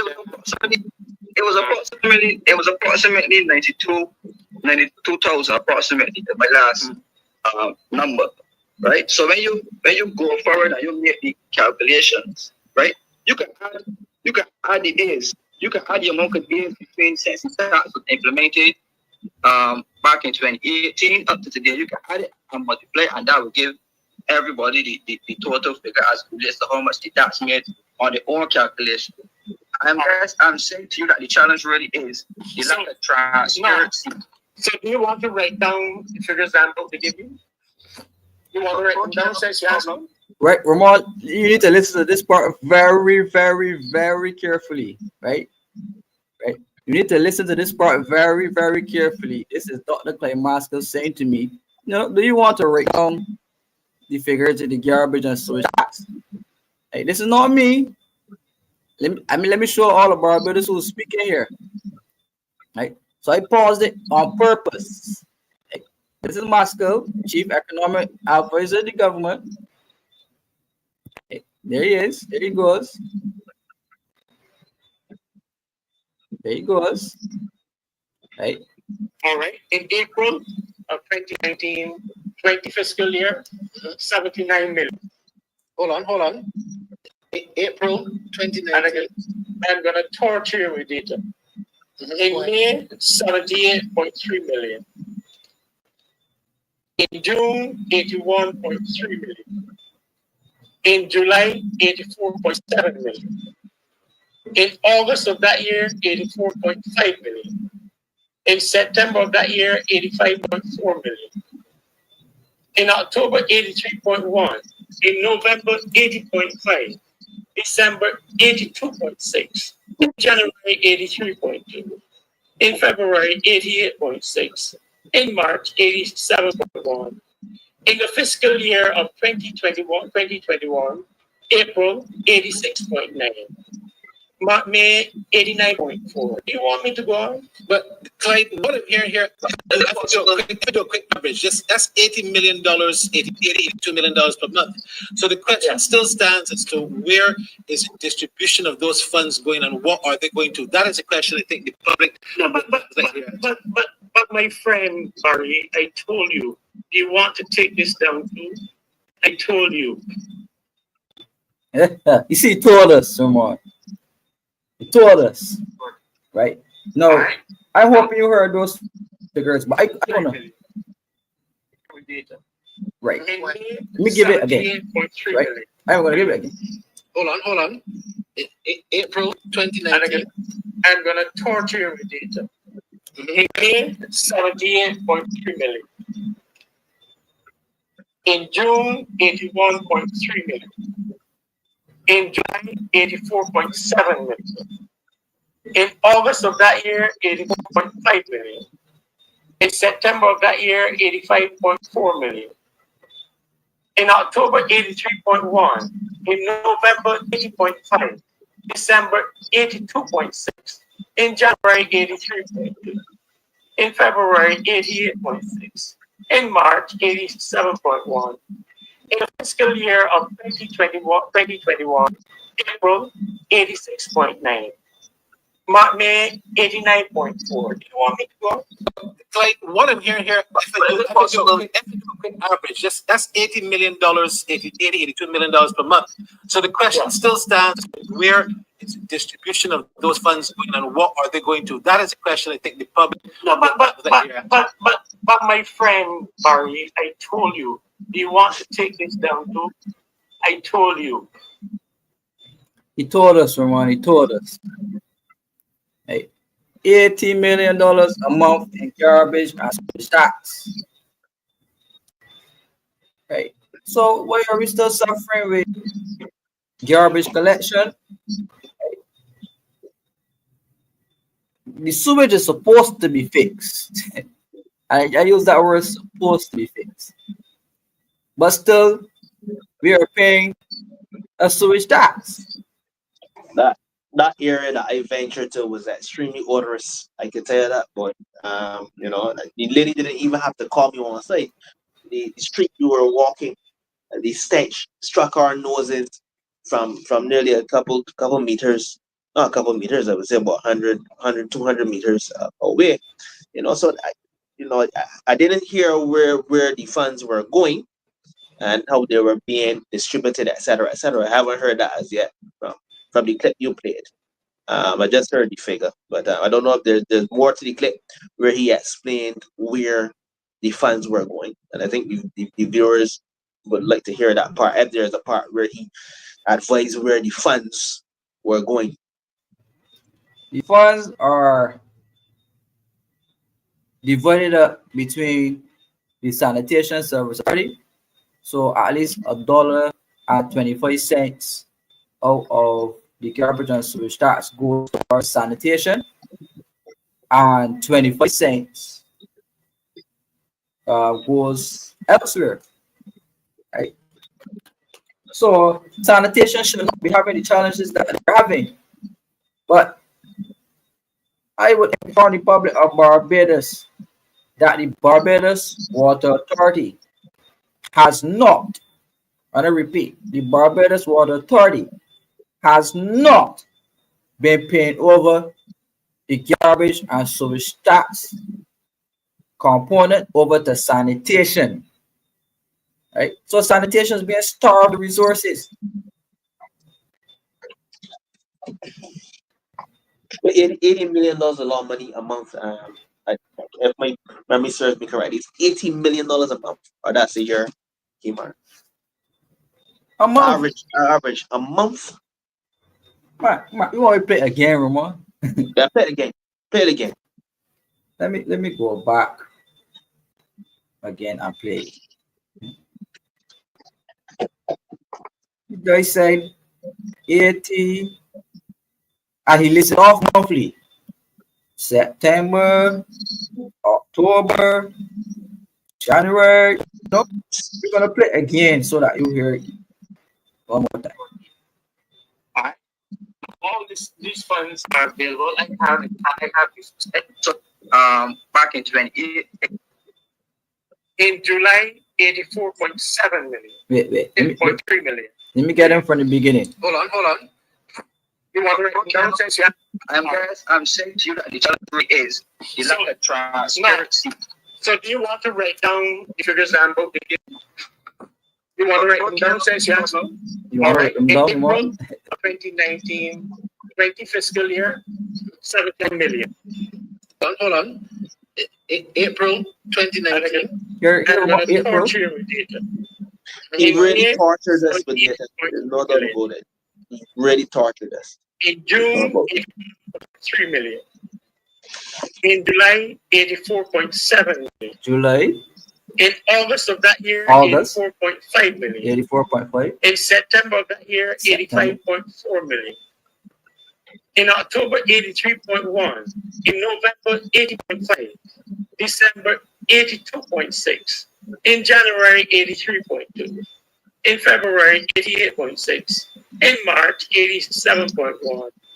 In the fiscal year of 2021, April, 86.9. May, 89.4. Do you want me to go on? But Clyde, what if here? I don't want to go on, to be honest with you. I don't think if viewers want to go on either. He really tortured us with that's a key word there. He really tortured us with figures because I am unsure in a serious way with $80 million a month coming from this tax. You really have to, and they being extremely serious now. $80 million a month, Kemar, on an average of $80 million a month. I gotta say this figure again: $80 million a month. A truck is what?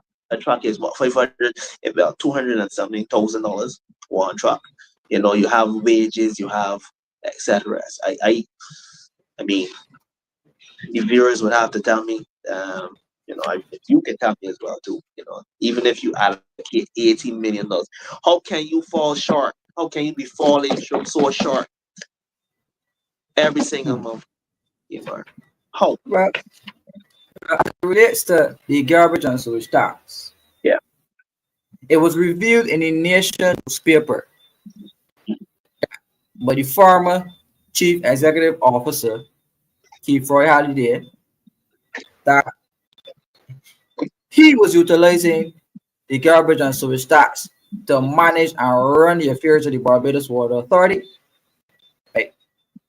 Because the government was not paying over their transfer or subvention to them on time and in full, and therefore he had to find some means and ways to run the organization.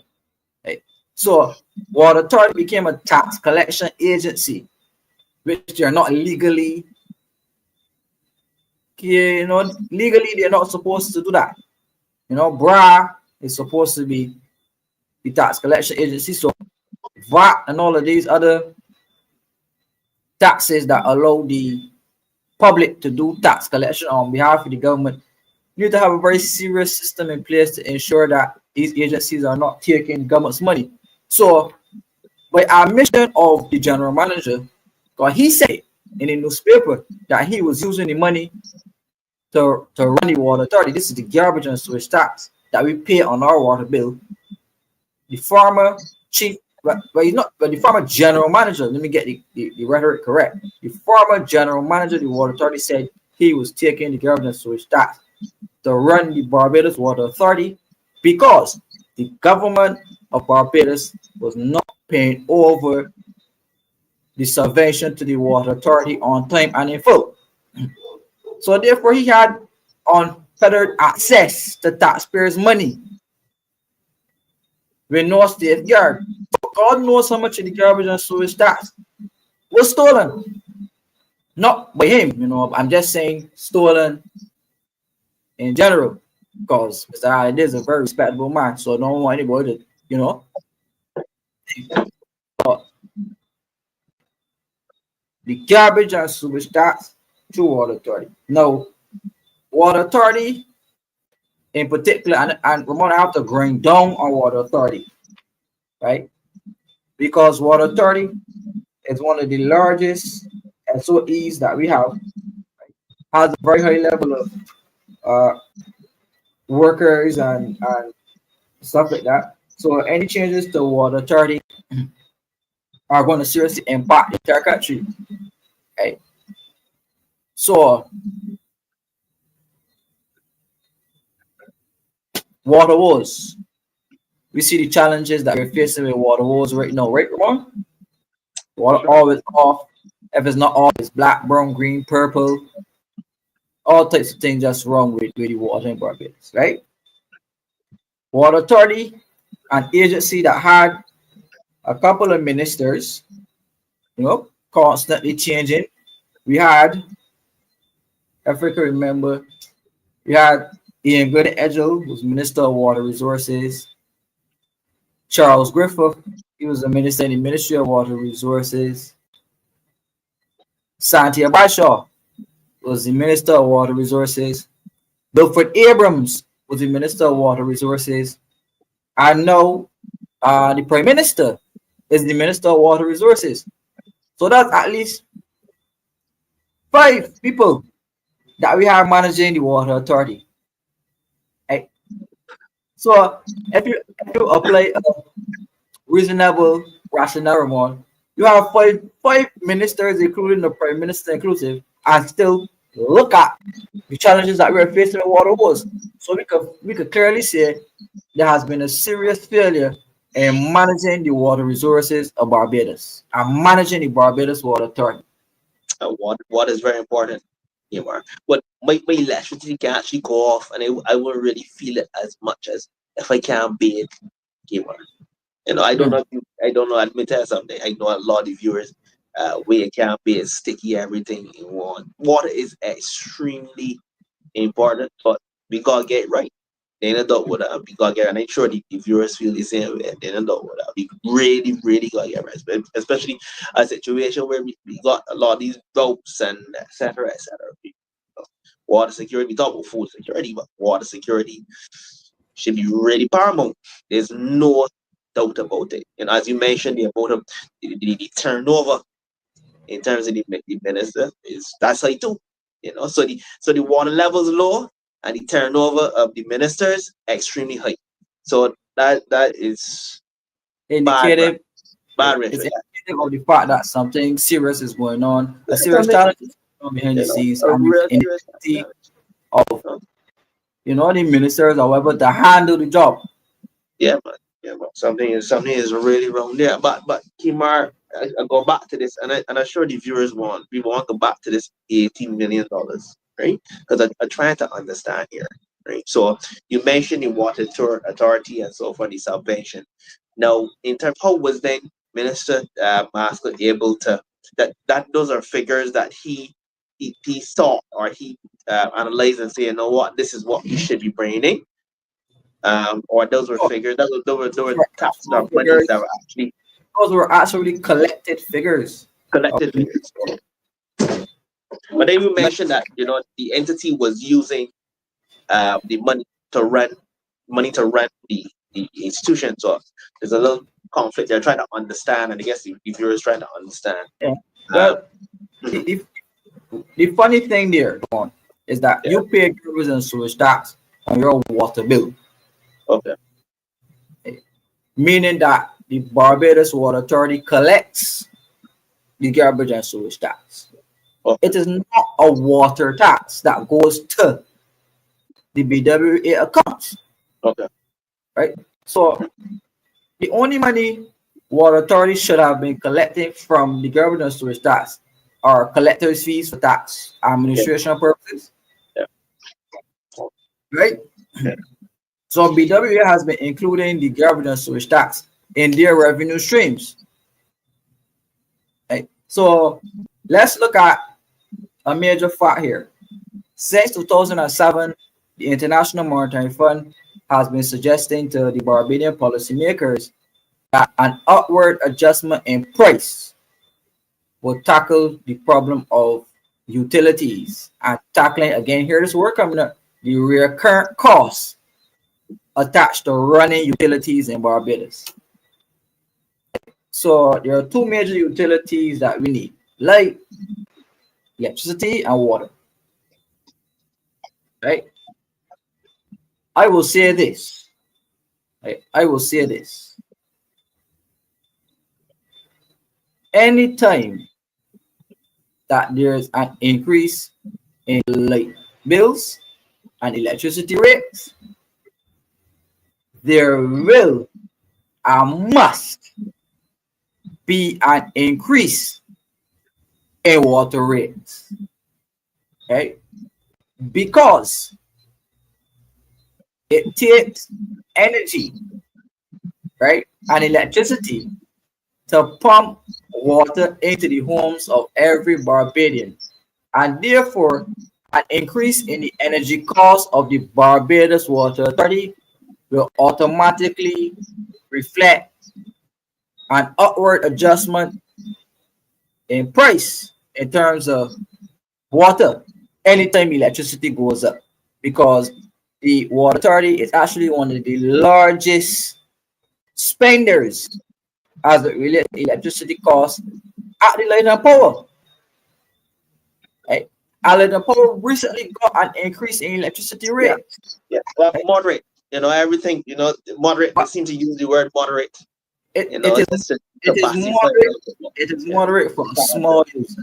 Think of a large commercial user like the water authority and the amount of energy they use and light and electricity they use. Right. So the government essentially will have to increase the water rates, right, to recoup some of that energy cost, right? Along with the fact that water rates are so low in Barbados that you cannot use the collection of the money that we pay for water rates to cover all of the expenses of the water authority, right? So the money we pay on the water bill, not inclusive of the government sewage tax, just speaking with the water component, which was $30 before the sewage tax. So that $30 part of the bill that you pay, which goes to water authority, that is not enough to cover the entire operations of the entity. Right? The other monies come from transfers, tax money that was allocated. So, in agreeing with the IMF, the transfers to the SOE has to be cut. Right? So you're faced with a two-pronged attack, Ramon. Attack firstly because electricity rates have gone up and you're a large consumer of electricity. So one, you have to look for the money to recoup that. Right? And two, the money you make off of the sale of water is not enough to cover all of your expenses. Right? So you have a two-pronged attack. So to fill that hole, right, any structural adjustment program around the world, the IMF will tell you about it. Right? They will tell you about it because from an economic perspective, it is consuming a large amount of government finances, and when you look at the return, it is significantly not enough. So to be able to gain return without increasing the government's transfer to it, meaning taking up more money and subsidizing it, the IMF is saying no, you gotta cut that subsidy to bring the water authority back on full financial strength. Well, the IMF recommends to increase the water rate, right? Increase the water rate and increase the collection, and to also encompass for the increase in energy costs because of the jump in electricity. Right, Ramon? Well, so the article in which I read, viewers, it opined that the inflation was moderate. Moderate inflation, also known as mild or creeping inflation, is when prices climb steadily over a certain time at a slow rate. Viewers, do you feel as though prices are rising at a very slow rate? That was the report. That's the article that I read initially, dated the 6th of November 2024. I just want to ask you, viewers, do you feel as though when you go into supermarkets, when you purchase anything from supermarkets, from any place, retail stores, etc., etc., you feel as though the prices are climbing steadily? I don't think so. I do not think so. So I think that this article is a little skewed. To be very honest with and it's rather absurd, to be honest with you. For them to make those statements and those comments, but as I said, I hope that it gets better before it gets worse. Well, let me show you a video here. I'm hoping it plays. Oh shoot! Where a government official, right? A government official says that there's a strong, or even private sector official, right? I am sorry that the audio is not up. I can hear it. It's there. So just give me one moment. Let me pull it up. right? Where a private sector operator puts a case for the privatization of the Barbados Water Authority, and let us show the public exactly what's coming on the pipeline.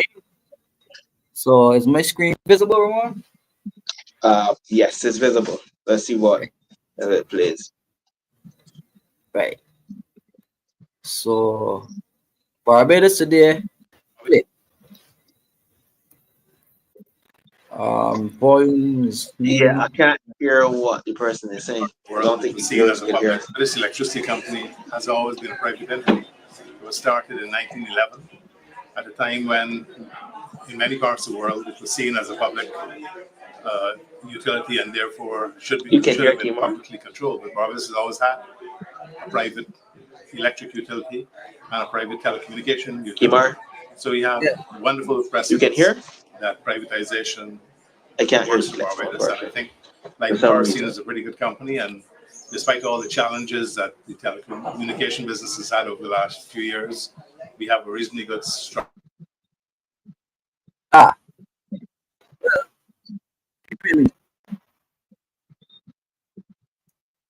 Right.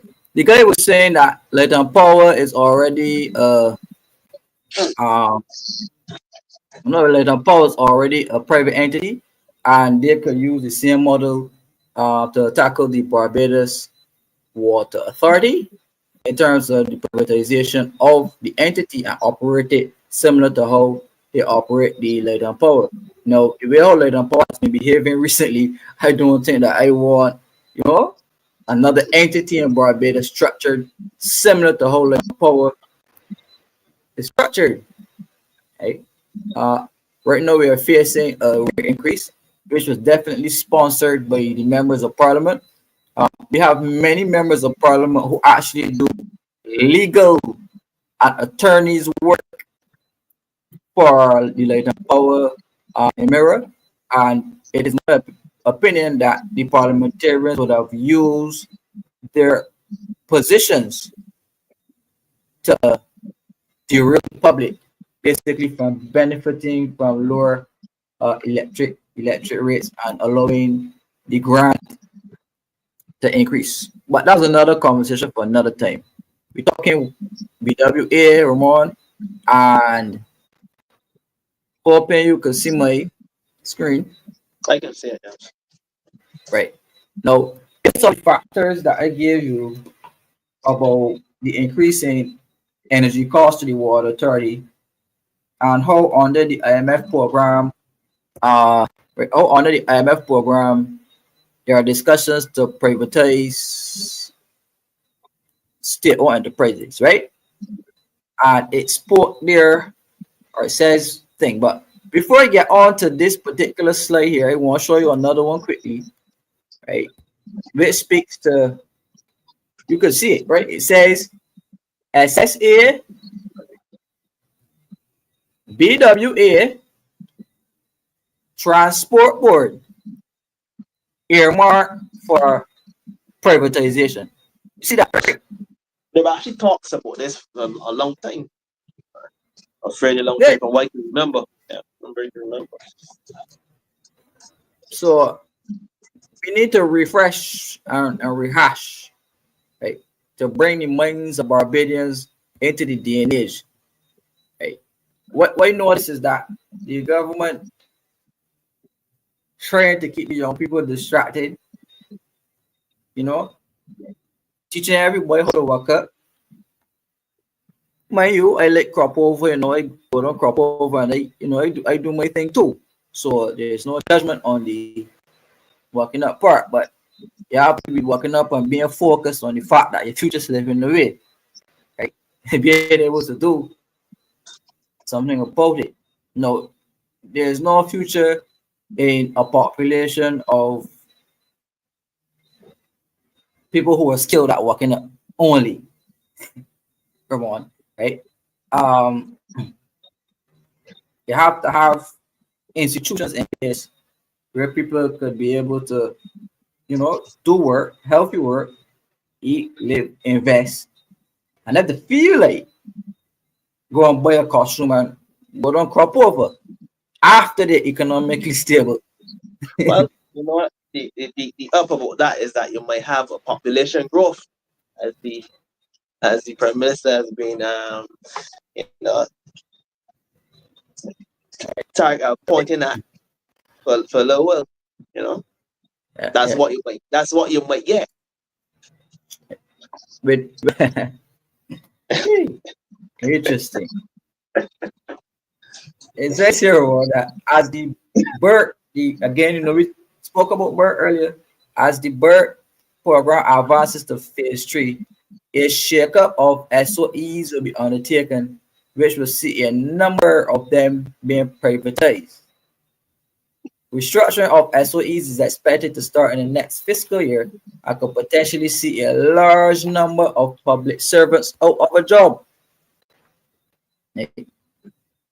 Speaking at a Nation Talkback Town Hall at the Grand Salon of the Central Bank, Dr. Kevin Greenwich said that the restructuring of the operations of central government should result in savings for government by year end and into next year.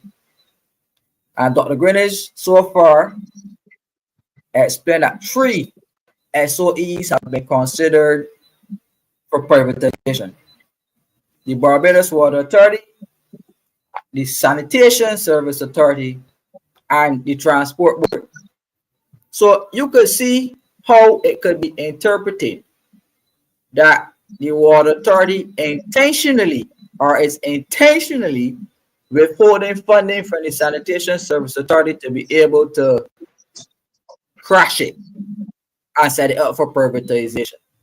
We're not saying that was what was done, but we're bringing an analogy that you have a garbage and sewage tax set up to fund sanitation, but still sanitation is not receiving the money that's supposed to receive. And we're down to how many of our trucks, garbage pulling up all over the place, and government is preparing sanitation to be privatized. Now, you mean we pay for light, we pay for water, and now we got to pay for garbage too? Right? How is sanitation as an entity profitable? Right? Sanitation services, Ramon, are an essential service. Right? It's provided by the government of Barbados. I remember I told you, Ramon, that one of the largest recurrent expenses are the provision of goods and services. Right? And sanitation services are a service that the government provides completely subsidized. Right? So when you privatize sanitation, what do you expect to happen? Not that the people have to pay for garbage. Yeah. Collect. Right? So to me, there are attempts to climatize people to say, well, look, since sanitation sucks so much and not anything, let us give it over to the private sector who can make it more efficient. But that's not necessarily the case. The government just needs to have it functioning properly. Right? And they don't necessarily need to charge the residents of Barbados for garbage collection. Right? Water Authority. I told you, privatization of Water Authority. Come on. You could clearly see Water Authority, Sanitation, Transport Board. Right? Here he said, he stressed that the restructuring process of the state-owned enterprises is critical if government is to meet the target set out in the program, which will allow them to continue to access funding from the International Monetary Fund and other lending agencies. Now, Ramon, did I see the same exact thing that the government has to meet the target that they want more money from the IMF? Right? At the quote, as you can see this big quote right in the middle of the screen, it says, if we don't restructure our SOEs and we don't meet that target, then financing that we wanted to reform and grow the economy will stop. It is not a matter of culture. If we set our minds to say this is something that we must do as a people, we will get it done. Right? So I can repeat that quote. If we don't restructure our SOEs and we don't meet that target, then financing that we wanted to reform and grow the economy will stop. It is not a matter of culture if we set our minds to say this is something that we must do as a people. Right, Ramon? That is what Kevin Greenwich, who's no the governor of the central bank, that's what he was saying at the time. No, is this picture becoming more and more understandable to you know, Ramon? It's overwhelming at this stage, to be honest with you. You know, after hearing all those figures, and what we will be looking at, in the next year or so, Lord forbid, and I say a big Lord forbid, knock on wood, knock on wall, knock on whatever, it's looking a little bit more daunting than than before, for sure. And I'm hoping that we can discontinue this cycle, Kemar, this cycle of borrowing, paying back, things not being done, things not being put to what the particular tax would have been paid for. The goods and services we can get sorted out in a serious way. We mentioned sanitation. I mean, they gave a scenario with the odorous garbage. You shouldn't be able to smell.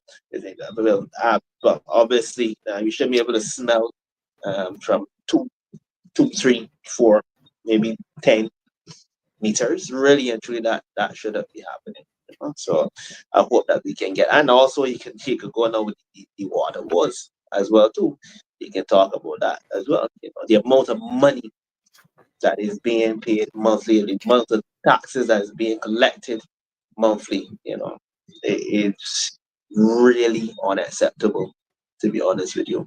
And you put everything into perspective, and it makes it even more daunting and difficult to deal with, So I just really hope that we can nip this in the bud in a serious way. Now, I just want to mention as well too, today I heard, another heart-wrenching story of, young people being absent from school. Things are so difficult because they have to catch chickens to kill and to sell to provide for their family. That was heart-wrenching. And I really, really think that we should get this situation sorted out and nip in the bud really, really quickly. There's no doubt about that. Yeah. I really think we should get started. When they're at school, they have to play part-time butcher, which is really unacceptable. Yeah. I really hope we can get this place sorted out. Yeah, agreed. And our best wishes and better future economic prospects for the person affected, Yeah, for sure. As we can see here, no more. This is a very interesting article which says Motley denies rumors of BWA privatization and water rate increase. Hey, now I am going to read this article. Right. And it says, I want y'all to remember this, because when it comes around, I need y'all to remember, right? But due to the worsening of the water rose, taking the, a route to the most extreme, residents in Barbados continue to be impacted seriously by water wars in this country, right? So just look at the people in St. Lucie. Every morning this week so far, my water has been off, and I live in St. George, right on the border of St. John, right? So both where I live in St. George And the people around in St. John, immediately around, we live close to the Golden Ridge pumping station, right? The people in St. Lucie, right? The people in Redmond, St. Thomas, Christ Church, all over been impacted by water wars, right? People still pay water bills, by the way, but still not receiving adequate water. So the government has started something called a 20-man water committee, right? Where they put 20 business people or more, 20 business people on a committee to determine the best way for water, right? And obviously, if businessmen are in the topic in terms of discussion, it obviously has to involve profit, right? So the government formed this committee, and the representative for St. John, Charles Griffith, he was the Minister of Water Resources then, right? Because St. John was having a lot of water wars, and this is when Abrahams went up to St. John and told the people that their dry pipes may have a leak. I don't know if you remember that. Right? So when we talk businessmen, we talking big money. Yeah. Big money. Money. Yeah, money. Right. So, boom. So that 20-man committee set up under Charles Griffith, the guy from St. John, right? A public-private partnership between government, the water authority, and the private sector, right? The water authority listed as a state-owned enterprise, and under the IMS birth plan, the amount of money transfers to the state-owned enterprise are to be cut, as we discussed heavily tonight.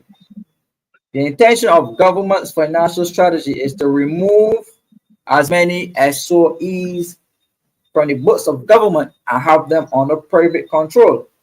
And this can be referenced in its agreement with the IMF and the survey that government circulated to determine which state-owned enterprises should or should not be privatized, which occurred within a couple of months in 2018. Hey, so the financial state of the Barbados Water Authority, Ramon, in their opinion, has been hampering its ability to fully deliver running water to every household because of the mismanagement of its resources and other structural problems such as the cost and the price and the imbalance between the cost of water and the price of water, in which I said that the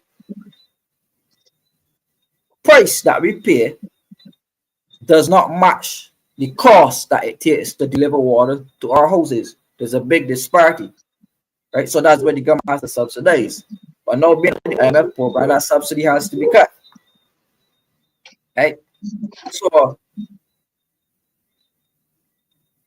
the Latin American Development Bank and the European Investment Bank provided loans to the Barbados government to upgrade and modernize the Barbados Water Authority to overcome some of its recurrent challenges. Hear that word popping up again, more recurrent. Yeah, man. It's recurring. Yeah. It continues to recur. The word recur. Yeah.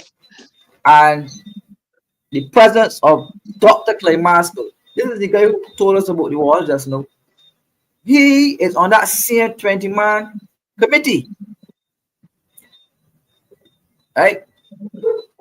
So the guy who told us that the sewage tax makes $80 million, he's on this 20-man public-private partnership between the water authority and the private sector.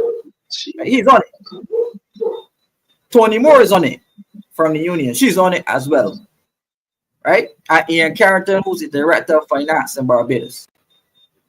Now, I speculated, Ramon, that there would have been a plan overhaul and financial correction for the Barbados Water Authority in terms of a restructuring and restructuring its business and management models. Right? And the traditional methods of transfer of water services to private hands will see the establishment of a private water company, right? Or a board or type statutory board type arrangement with the transfer of the management rights over to this new arrangement and away from the traditional holders of, So, the power so of water. let me ask this question, right? So, does a Barbados Water Authority, does it have a board already? A board? Yeah, there's a board. So what you then need a 20-man committee. Well, with So who private, makes the board doesn't make the decision? So who? So I'm a well, little, and I'm sure the viewers are unfortunately, confused as well too, because you have a unfortunately, board of directors. but wait, unfortunately, the board and directors of water authority resigned 2 or 3 times, right? So you had 2 or 3 different boards of water authority resigning, and the reason that the boards, if they put in the board here in 4 months, that board resigned. If they put in another board, another 4 months, that board resigned. And those boards that have resigned argue that the same companies continue to get all of the contracts from water authority. The board said that, right? That the same companies continue to get all of the contracts from water authority. And the boards resigned and said that. So to your question about the boards, Ramon, you can clearly see what is happening. If the boards are saying, well, we gone, bye-bye, see you later.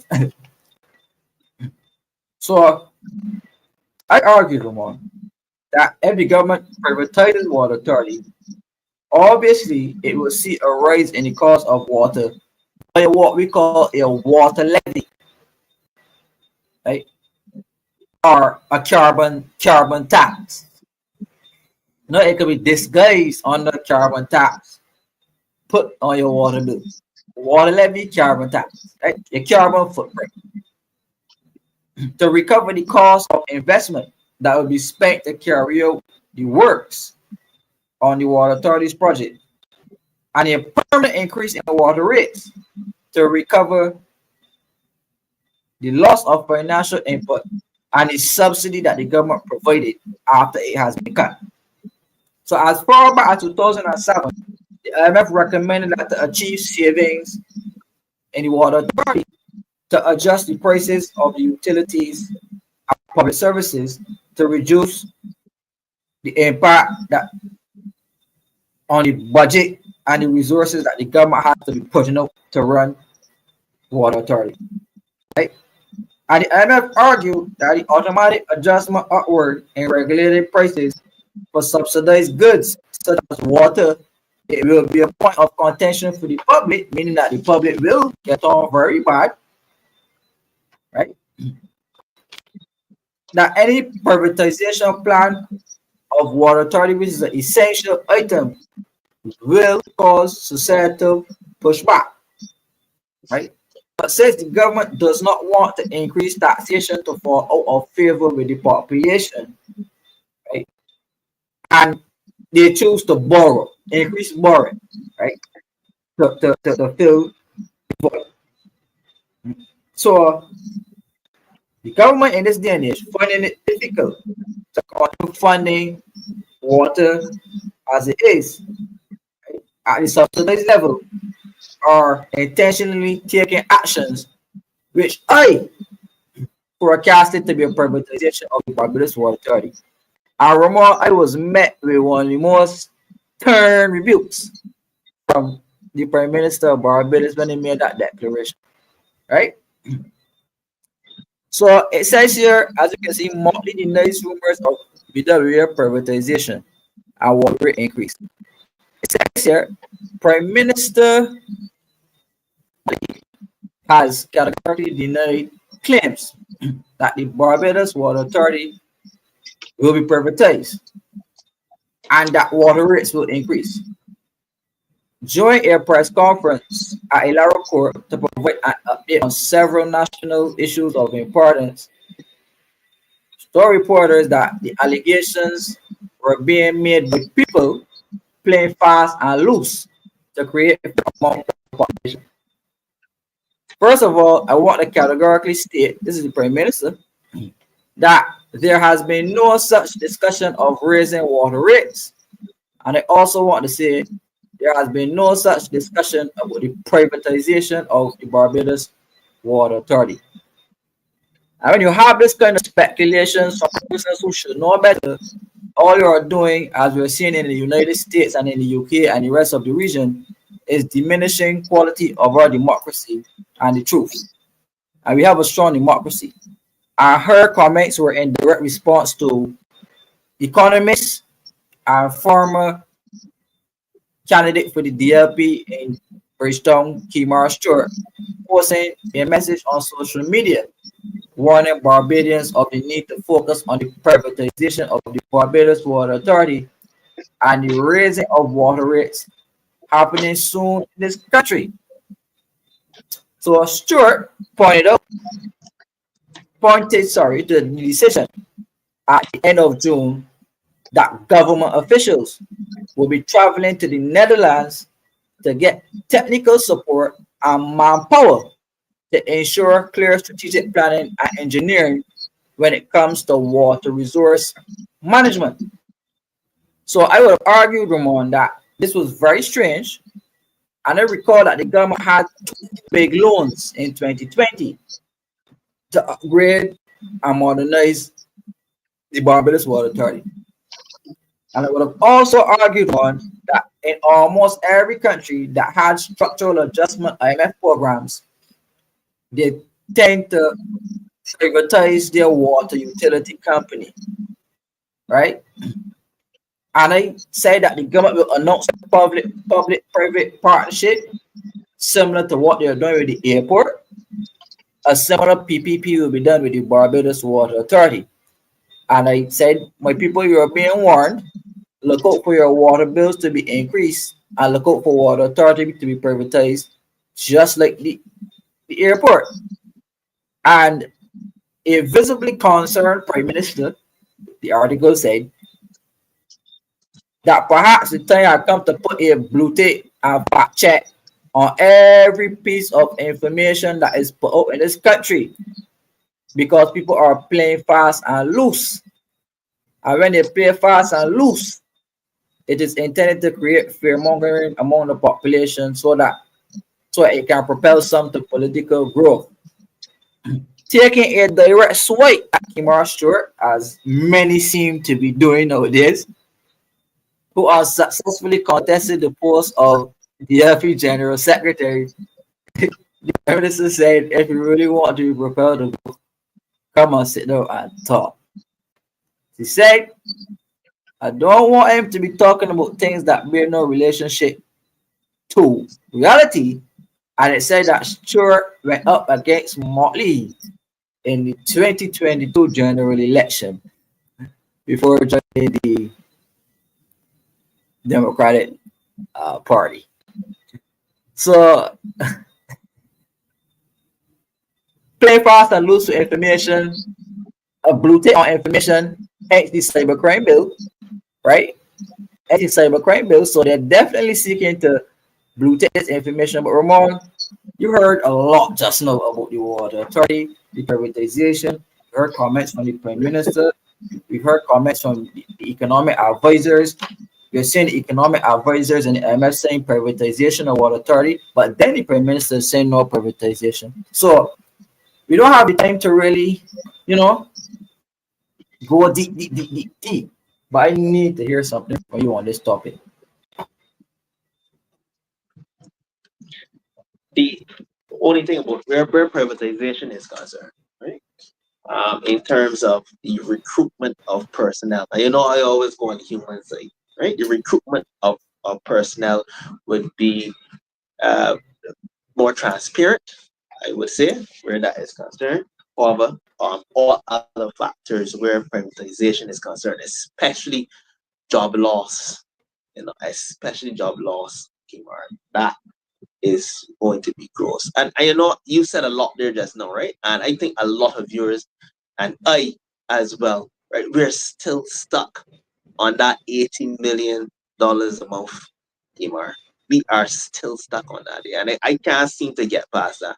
And with the amount of knowledge you have and so forth, the question must remain: how do you sleep well at night, Kemar? That's the question that I think the viewers and everybody else is gonna ask because I mean, with these obviously statistics, and you can actually forecast what might happen in the future.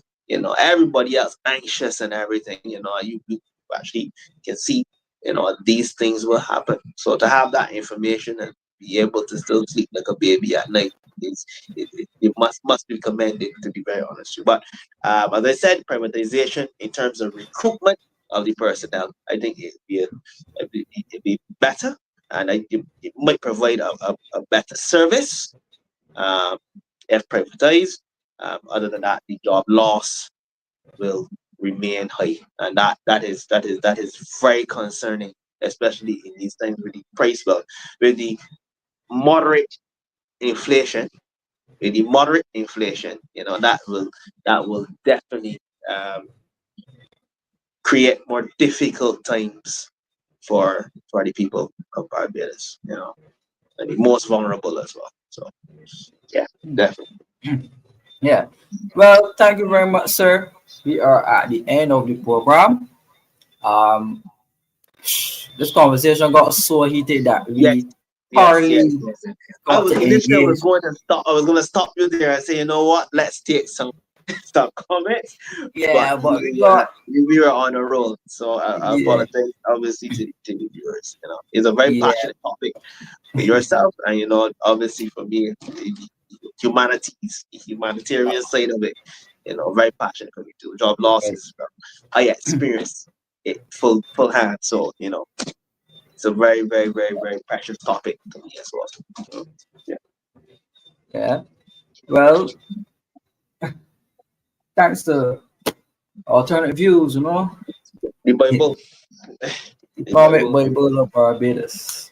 Um, Uh, yeah, but you know, it's extensive work, but I enjoy public yeah, service. I've been doing it for a while, and I will continue to do it. This is not necessarily. I have been involved in politics, but um, before I joined politics, I joined politics while I was at university, studying banking and finance. So I was studying finance and banking and stuff.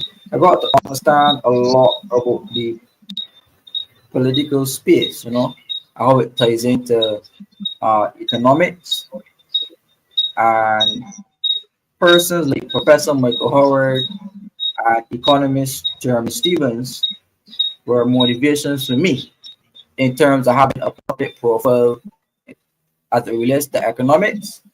However, I became political, so most persons, like the Prime Minister, interpret my opinions to be that of politics and being political. But an issue like water and how essential it is not political for me. An issue of high light bills is not political for me because regardless of which administration wins, we still all have to go to shore pay, right? but it speaks to a normal standard human need. That it speaks to that. You need water.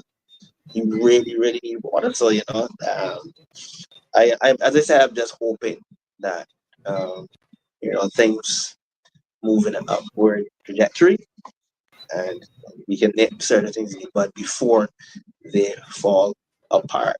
It's one thing to study, the banking and finance, but you were able to practice it in a serious way, And a lot of people, they have the theory and so forth, but the practical, is lacking. But you were able to come out and be more practical. Yeah, some theory as well too. You got the book there and so forth, but in terms of being practical, that's highly admirable. So Yeah, yeah. Well, yeah. having been recognized all the way in Ireland for the level of analysis and research, economic research that you do, I'm also a non-resident research fellow, academic fellow at the Caribbean Program Studies Institute. So, I have some depth buried somewhere far down in there. uh, So I will continue to do so and to seek opportunities to expand knowledge and to fly the flag of Barbados all over the globe. Any chance I get, and however practical and possible, having the only piece of economic research available between 2000 and 2018. After that, alternative views is the only piece of studied economic analysis and research on the Barbados economy as it relates to the IMF program.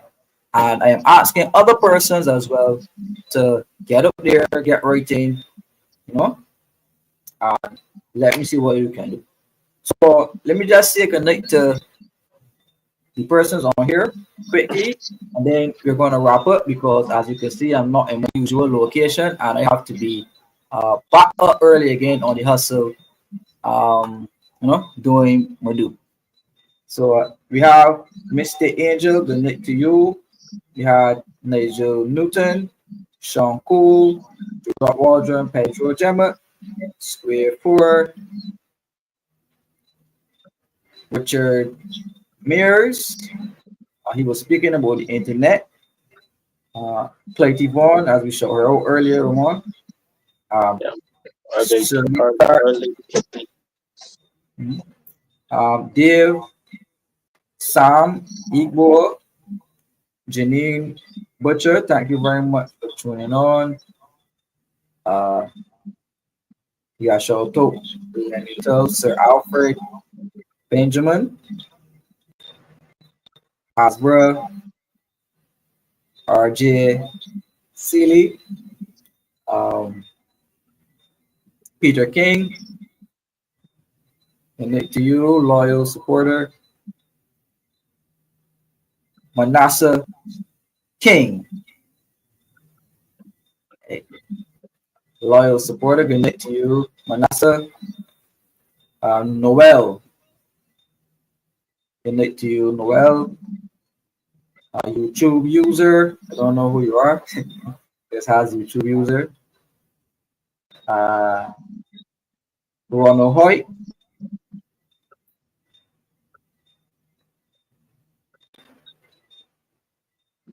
More YouTube users. Camillus Lewis. Thank you for tuning in. Camillus.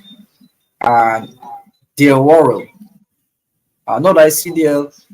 Connect to everybody in the parish of St. John. Connect to you, all of my St. John people, Dale, Oswald, even Melissa, everybody from the constituency, really. Good night to you. Good night to people in the city who will never forget.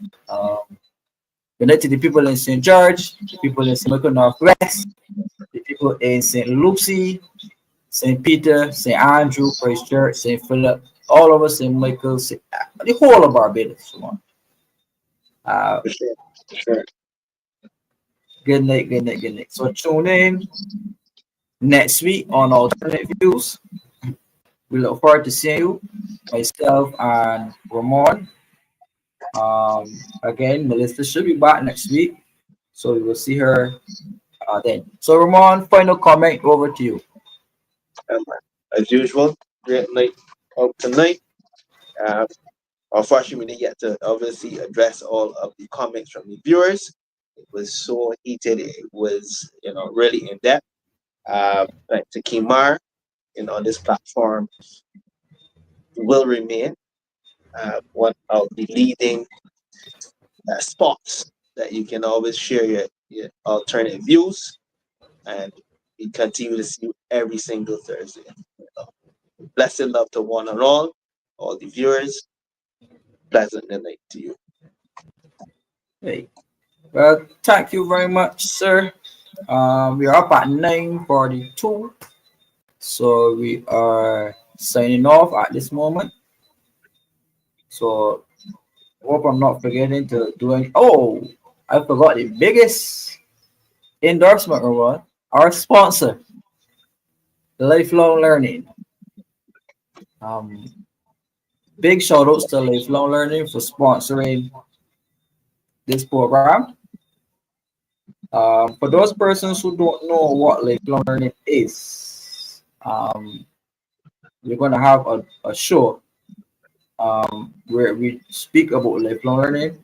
It's not going to be held on a Thursday. It's going to be held another day of the week where we do a recording specifically targeted at lifelong learning, understanding how you as an alternate viewer could be involved in lifelong learning. But in brief synopsis, lifelong learning is a human development foundation, a non-profit organization based in Barbados that works to improve the quality of life for marginalized communities through various development initiatives. Focus areas: education, healthcare, economic empowerment, and social development to help individuals and communities reach their full potential. The organization works also to raise awareness about social issues and advocate for policy changes within the economic sphere to address the systemic challenges that hold us back as Barbadians. Through its programs and partnerships, lifelong learning aims to create a sustainable and positive change in the lives of those in need. And lifelong learning is an organization inspired by Dr. Dennis Law. It was also inspired by Mr. Wendell Callender and Dr. Delaware and Mr. Frandel Stewart. A very big advocate on human development, having developed a human development report in Barbados, being a transformative idea within our economic space. No, not that these persons have any, inner interfering in the workings, but the organization was inspired by the ideas and the ideals of these persons. So as we know, Dr. Law and Ben Calendar, God rest their souls. Hey, Dr. Worrell, economist, I saw him today at the forum that I attended, the economics forum that I attended. And he spoke even today again about the Human Development Report. And Mr. Frandel Stewart, in his last public appearances, spoke extensively to this Human Development Report. So therefore, lifelong learning, Ramon, is an organization, non-profit organization, not political in any way. Right? Let me put that distinction clearly. The principal persons and actors behind lifelong learning are completely out and totally far away from politics. I'm just the outward representation of it, intended to, introduce the public to what lifelong learning is all about. So come November 30th, which is Independence Day in Barbados, lifelong learning will be hosting Ramon a walk, not a walk, sorry, a hike, in the parish of St. John from Martins Bay. So we settle at Martins Bay, heading on over down the road to Bath Beach, where we have a beach lane where there will be music and food and frolic and family and fun. Bath was traditionally one of the big picnic spots, so we're having that hike. So come on out. The hike is free. However, we are putting lunch tickets up there, $30 lunch tickets, to ensure that you have your meal and you're well fed and everything. And these proceeds are going into sponsoring the programs of lifelong learning. Come on, right? And full transparency will be provided as it relates to the operations of lifelong learning. So please put that on your calendars, viewers. It's 30th of November. 7 a.m. The hike leaves Martins Bay, St. John, and we're asking persons to indicate beforehand, and come in. You can contact my WhatsApp, preferably at 846. This is my WhatsApp number, 9912. You may contact me so that I may facilitate, your space in the hike for lifelong learning. So with that being said, thank you very much, Ramon, again. Thank you, Kemar, as usual. Gratitude. Yeah, thank you very much, alternate viewers. Don't forget to like and share the program. And big ups to Lifelong Learning once more. Stuart and Perkins, Caribbean, and all of the alternate viewers who loyally tune on. As we only advertised this morning and look at, we got over 200 persons. Yes, for sure. Yeah, man. And yeah, so We thought longer too. yeah. For sure. Yeah, man. It's great. All right, well, we don't know for sure. So bye everyone. Tschüss. Bless.